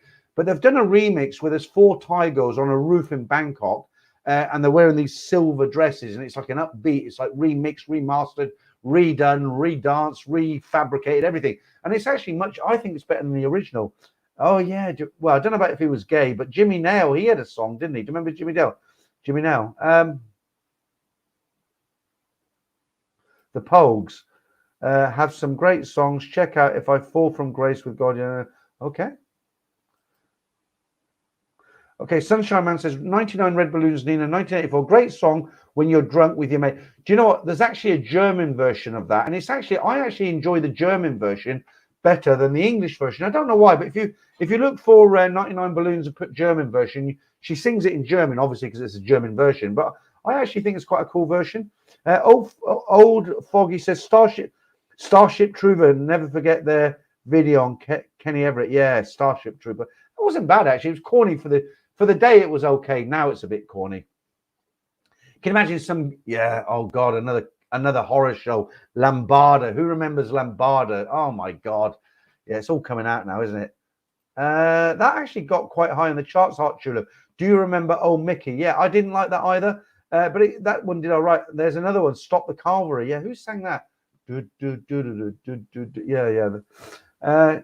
Cannon and Ball. I've actually talking about maybe famous people. I've actually met the smaller one. I don't know if it's Cannon or it's Ball. Together We'll Be Okay. I don't remember the song, but I did remember meeting the smaller one, and he was a prat as well. Thailand fan, Hotel California. Yeah, absolutely. Right, Thailand fan, Hotel California is played to death in Thailand, but is One Night in Bangkok ever heard? Yeah, that used to do in my head. Every single band everywhere in Pattaya, it's like Hotel California. It's played to death. Absolutely.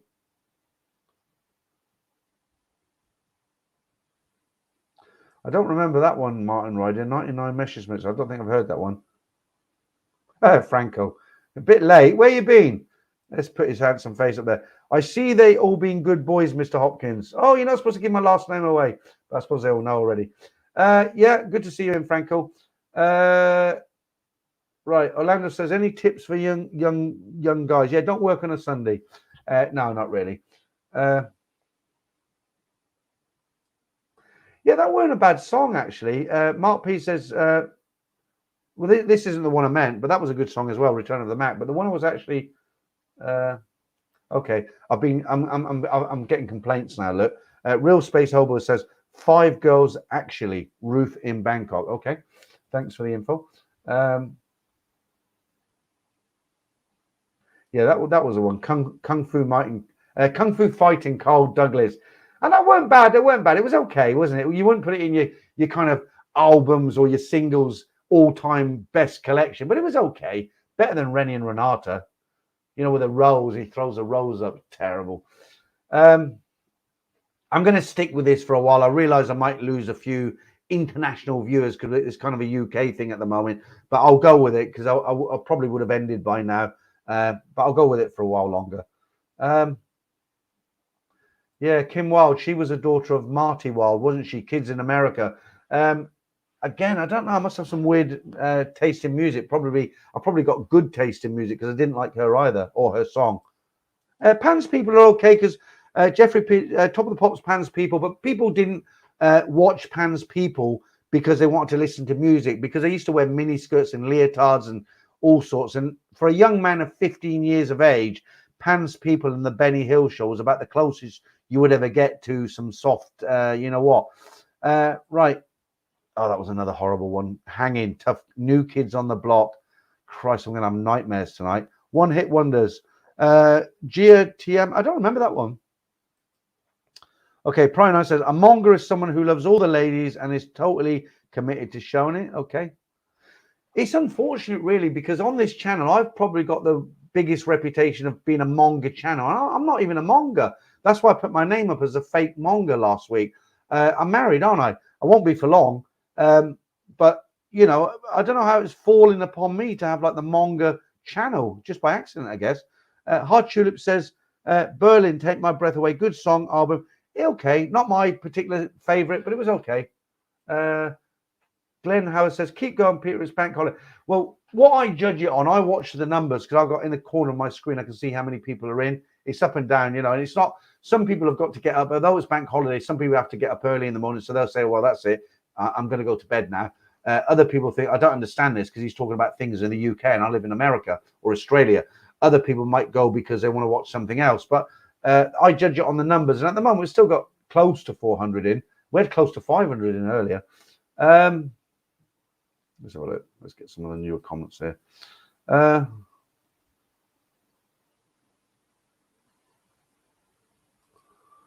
Right, Team Money. Peter's still here. That's good vibes. Okay, good. Oh, that, do you know what? That was actually one of my all-time favorite songs when because it was like one of the early. I'm not into rap, but I'm into sort of R&B. And if you see the video, it's kind of corny because these guys are trying to be cool. Sugar Hill Gang. I mean, what a name, right? Sugar Hill Gang. Who would call themselves a Sugar Hill Gang today? Rappers delight. But it's actually very clever, and the rap was very. It was easy going. It was quite a good song for the time. But you know, when you see them, they're trying to be cool, but they're wearing kind of jumpers that their mum knitted for them, didn't they? But I've watched a concert where older, how do you say it, people of color. I'm trying to be polite, right? I don't want to get in trouble. People of color at a concert. There's not a white guy in the audience, and one of the featured bands is the Sugar Hill Gang doing Rapper's Delight, and all these older people of color who have now had kids, have grown up, they're at university. When that comes on, they go crazy and they know it word for word. And I've watched it, a concert. They're watching some of the band, and they come on as a guest to sing that one song, and they go apeshit, and they know every word. They stand up in their seats and they do the rap, and it's a lot of fun.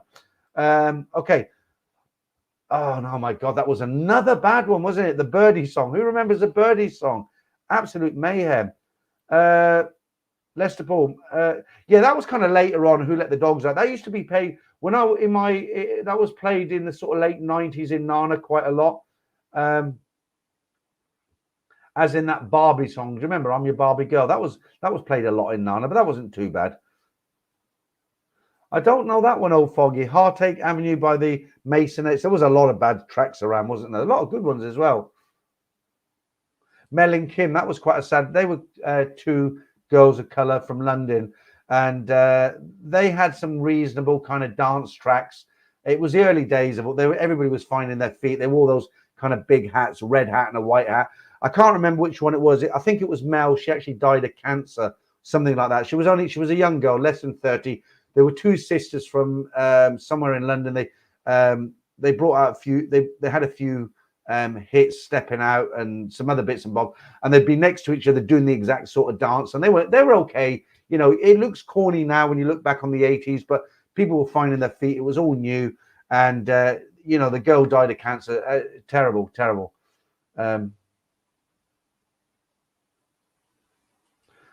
Jeff, Thailand manga band, okay, band, okay.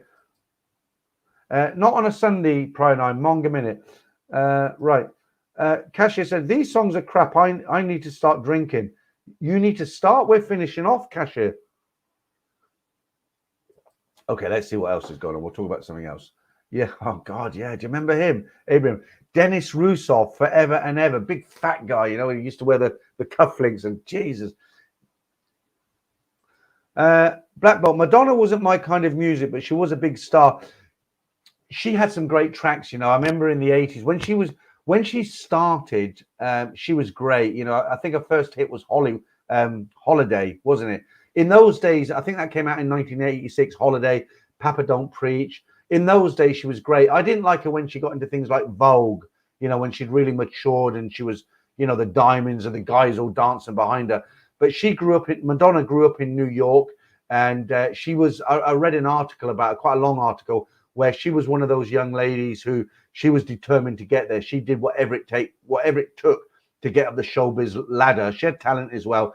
But in those early days, when she brought out hits like Holiday, Papa Don't Say, all those sorts of, she was great. But after that, later on, you know, it didn't do it for me. Right, Stephen Forex, Joey Dose, yeah, we've had that one already, but yeah, awful. Absolutely. I think Andrew mentioned that one. I'd forgotten about all these. Yeah, the floral. Who remembers Terry Wogan, the floral dance? He actually went on to, he was on Top of the Pops. He did that live. And the DJ, I forget his name, but at the end he said, oh, yeah, love it, love it. You know, I bet he wouldn't say that today. Leroy 420, Madonna is still on the red carpet, still VVIP. Yeah, she's probably on her way to adopt another baby from somewhere. Maybe Ukraine, who knows? Yeah, Michael DiCaprio. Everybody was kung fu fighting. We've had that one already. Any I haven't seen yet. They didn't even sing Boohoo. Okay. Yeah. Do you remember her? Where is that? Where is it? Was she Greek or something like that? Nana Muscori. Yeah, big, thick, horn-rimmed glasses.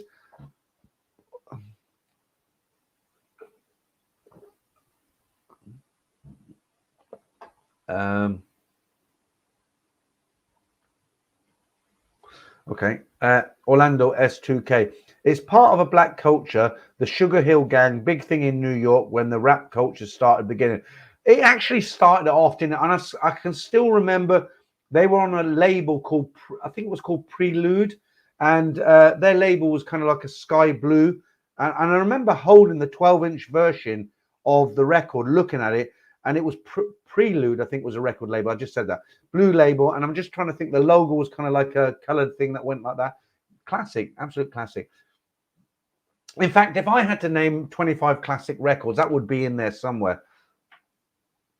Oh, come on, Madness. You can't criticize Madness. Suggs. They were brilliant. Driving in My Car, The Breakfast Man, One Step Beyond. I mean, come on. They were Madness. They were they they were fantastic.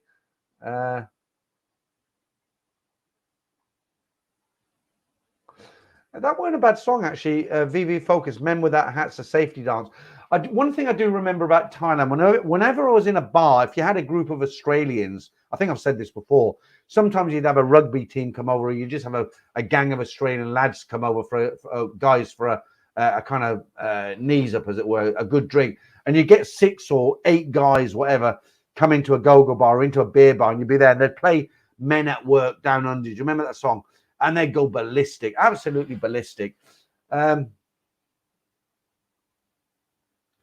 Nomad Overseas. When I was a kid, I remember people here freaking out because she had a black Jesus in her video. Yeah, I remember that as well.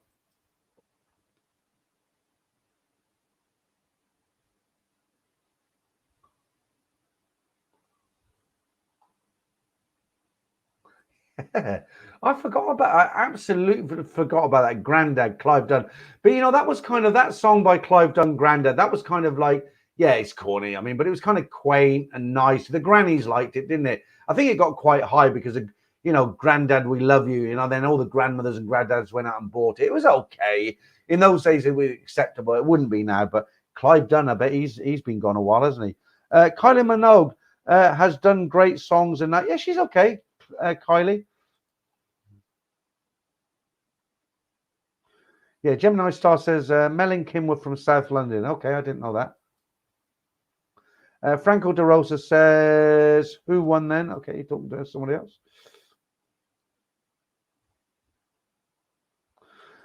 Black Bolt says, where did our love go? Soft Cell. Soft Cell were actually quite a big band in the UK. They what was their big one now? It wasn't Where Did Our Love Go? It was Tainted Love. And actually, Tainted Love wasn't a first time song. Tainted Love was actually sang by a lady of color, black lady. Okay, and it was a big. Do you remember Northern Soul, the Wigan Casino, that sort of environment, that sort of time? I can't remember who. It's so much better than Soft Cell. Tainted Love. She's a black lady. I don't know if that's how I should say it. Woman of color. I don't mean any offense to anyone, but Tainted Love. I forget her name, and I've got it on this PC somewhere. So much better track than Soft Cell. I don't remember that Happy Goombay dance. Sounds familiar, but I don't remember it. One Night in Bangkok. We've done that one, yeah. Rani and Renato. We've done that one. Don't jump off the roof, Dad. Tommy Cooper. I don't think I've heard that one. Do you remember Milli Vanilli, the Fates? Yeah, I mean I was in China when they were big in the 1990s. Milli Vanilli, great looking band, but they were miming. And if you see the real people who sang it, they weren't. I can see why they got replacements. Do you know what that was? Girls Just Want to Have Fun. That was quite a good little video back then. You had that big hairy guy, didn't you, as her dad? Peter, play the Pattaya song. You can't, Jay East, because it's copyrighted. I'll get a message. I haven't got it, but if I played it now, Pattaya. If I played it now in the morning, I would have an email from YouTube that would say something like, "You have copyright infringement. We've removed the video, and we're coming around your house and we're going to hack you to death." Something like that. You just can't do it. What's that, Stephen? Franco De Rosa nut crushed it with 7 impress. All right. Oh, I met him as well. Somebody said earlier, I bet you've met some famous people on your travels. And I didn't want to sort of like give out a big list of people I've met because it sounds like I'm showing off. But, you know, obviously when you travel for 30 years, 35 years, you are going to meet some famous people. And when I met Jason, he was quite young, actually. That must have been 1980. I think it was when he just come out of Neighbours around 85, something like that. Howard Jones. With a gimp on a chain. That was a good song. What was love? Howard Jones. Feels so real. Steve Arrington. Yeah, I remember that one. That was okay. 80s disco. We're trying to find the real, the real cringe-worthy one-hit wonders. Right, Vanilla Ice, Ice Ice Baby. Do you remember the guy? Not Vanilla Ice. What was the other guy? You Can't Touch This. Remember, he used to wear the big baggy trousers. He's a minister in America somewhere now. Had the hair. What was his name? Right. Reginald Rufford. I thought I was blocked. Why would I block you? I only block people who come out with real offensive stuff. Sometimes, I've said this before, sometimes people who watch a stream regularly and they contribute, sometimes they have a few too many drinks and they come out with stuff and I'll put them on a timeout because I know they're not really bad guys, but they just get a bit carried away. But I'm not going to block you because I haven't seen you in the stream before and you haven't said anything offensive. I don't know why you think you were blocked, but no. You have to do something pretty bad to get blocked. It's not, you can't just say something like, what, I don't want to say something, right? But you can't just say something and that's it, he's blocked. Because it's a big deal to block somebody, right? I've got guys who've been coming in here for like 2-3 years nearly. And sometimes people have a drink, they say something, and then you think, well, he's had a bit to drink. I'll put him on a timeout means they can't leave any comments for 5 minutes and then you monitor them, But you only block people who come in who you've never seen before and they're just totally trolls. Yeah, Stock, Aitken and Walkman. That what was that? Roadblock. Yeah, that was a bit horrible, wasn't it? Okay, let's move away from the one-hit wonders. That wasn't a bad show because that wasn't bad. Too Shy. I don't know that one. Popcorn Hot Butler. MC Hammer, that was it. Yeah, MC Hammer. You Can't Touch This. His real name is Jack. Yeah, he's actually a minister in the US now. Oh my God, yeah. Grandma, we love you. St. Winifred's Choir. Do you know, I'd completely forgotten about all this. I'm glad I brought this up tonight. Awful songs. Yeah, that one I don't remember either, Till It Hurts. Timmy Mallet, It's Bitsy. I wish I could find one here. I'm in Northamptonshire, Jason. I wish you should bring a bar girl on the show. I said to my wife the other night, I said, why don't you come on and say hello? Because everybody knows you've like leaving me. You might as well come on and tell them why, what a bad guy I am. And she didn't like that. Right.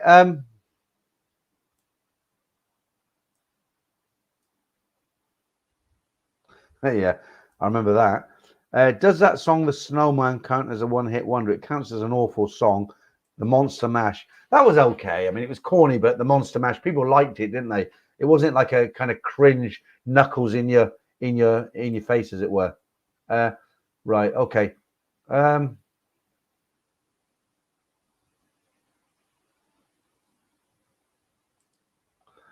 Franco De Rosa, Thailand band. You've been asked to move to your left. Left people are trying to see what the blonde. You can see her. There she is. What's wrong with me? Oh, I see. It's all hands on deck. Maybe I'll just disappear out the screen and just keep talking like that. There you go. Right, okay. That was a really big song, actually. Is it Colo 19, Paul Hardcastle? Yeah, I remember that. That was about 1986. That was very, very big in the UK because that was kind of like the early days of disco when Madonna was starting off. And that was kind of like, when you hear it now, it's terrible. But it was very, very big. It was played everywhere, at least 3 times a night. Yeah, that was an awful one, wasn't it? It's a eeny weeny bitsy yellow polka dot bikini. Awful song. Another awful song. I've got a brand new combine harvester. Absolutely. Where are these coming from? They're coming out of the woodwork tonight. Okay, Cassia said, that would be a hilarious stream. The reasons I'm leaving Peter starting at number 1. Yeah, that's my wife, actually, isn't it? She doesn't hate me. She just wants her space. I'm not gonna. Yeah, that was another terrible. I was gonna say I'm not gonna get into that just now. Right, Lester Paul, David Soul, don't give up on us, baby. Yeah, absolutely. I'm having to stick up for one or two of these songs and say that wasn't too bad, but most of them I agree with you. Okay, Orlando S2K, are Thai women picky? I'm kind of rocking a bod, laugh out loud, or is all about the no. Okay, so let's get into a serious question here. Are Thai girls picky? If they're working in a bar, go bar, I don't want to say the H word, but if they're one of them, they're not picky. Okay, if there's three of you on a table and your wallet is a millimeter wider than his, they'll go with him. No, I mean seriously though. Okay, you need to be looking for a girl who isn't looking for money, if that makes sense. Don't be fooled by dating sites. There's certain questions you can ask them that will give it away if they're working. Some girls are honest on a dating site. They'll say, I'm looking for money. Fair enough. But no, I mean, it's like your country. It's not like you go to Thailand, you're going into some kind of magical land where everything's, no, I'll take that back. It is a magical land. It's, no, if you want to meet a real, genuine Thai girlfriend, then what I would say is the number one bit of advice I would give you is don't rush into it. Be patient, bide your time, and just take it easy and just see what's around you. And don't go into beer bars and go-go bars to try and find a real girlfriend. There's plenty of nice girls working in 7-Eleven, malls, cooking noodles on the street. There's a story next week. A guy, he met a woman cooking noodles on the street. He's been married to her for 12 years. Very, very happy. And like your country, it depends on your personality. If you just go up to her and you can't make a conversation, then you're not going to be very interested. But one tip I will give you with Thai girls, I'm not out to pick up Thai girls, but one thing I found that works is if you can make a Thai girl laugh, you're 90% there already. Okay, if you sit with a Thai woman, you can make her not silly jokes, just kind of talk in a roundabout way, and you can make her burst out laughing. You're there already because the Thais are very humorous. They got they're that way inclined. Yeah, hang on. These songs are coming out, and I was going to finish, but remember I remember the was it Monga Womba? I don't remember that one, but I remember what they called something of Wimbledon Common. Sunshine Man, the Birdie song, yeah, did that one already. Jake the Peg, yeah, that was another terrible one by Capital 17. Jake the Peg, horrible. Martin Blunson says they're not picky if your wallet is large. Yeah, true, but we're talking about bar girls there. T Money, dating sites can be tricky. Thai Friendly almost took me on a ride, but since I was educated here, I could see. Okay, I'll give you a top tip here, guys. If you're going out to look for a girl and you're looking on dating sites, from talking to my friends in Bangkok who have met ladies on dating sites who have been successful, God, I forgot the name of it now. Badoo. Okay, not Thai Friendly, not the other ones. Badoo. You tend to get the women on there. Maybe they've got one child and they can't find her. They're 30. They're lovely looking women. But the Thai culture is once they get to 30, they're past their sell-by date. They got a kid. Thai men are not interested. Okay, you can find a little. Badoo, you kind of find these kind of women on there. They're not really. You don't find those sort of lady boys and hookers and all that sort of thing. Okay. That was really bad, wasn't it? Achy breaky heart, Billy Ray Cyrus. Well, Gemini Star, it served its purpose, didn't it? Feed the world, Live Aid. Yeah. Kermit the Frog halfway down the stairs. You'd get arrested these days for releasing a record like that. Right, Mara. Delicious. I just ate a can of cold ravioli, saving up for Patty and mongering in 5 weeks time. Ravioli. Yeah, I haven't had that for ages. Right, guys. I'm going to say goodnight to you. Last one, Electric Avenue. Get again, Black Bolt. Yeah, I mean now if you listen to that now, the video would be so corny, but in the day, that was actually quite a cool song in the day. I didn't like it, but it kind of fitted into that kind of era, didn't it? A couple more comments and I'm off, guys.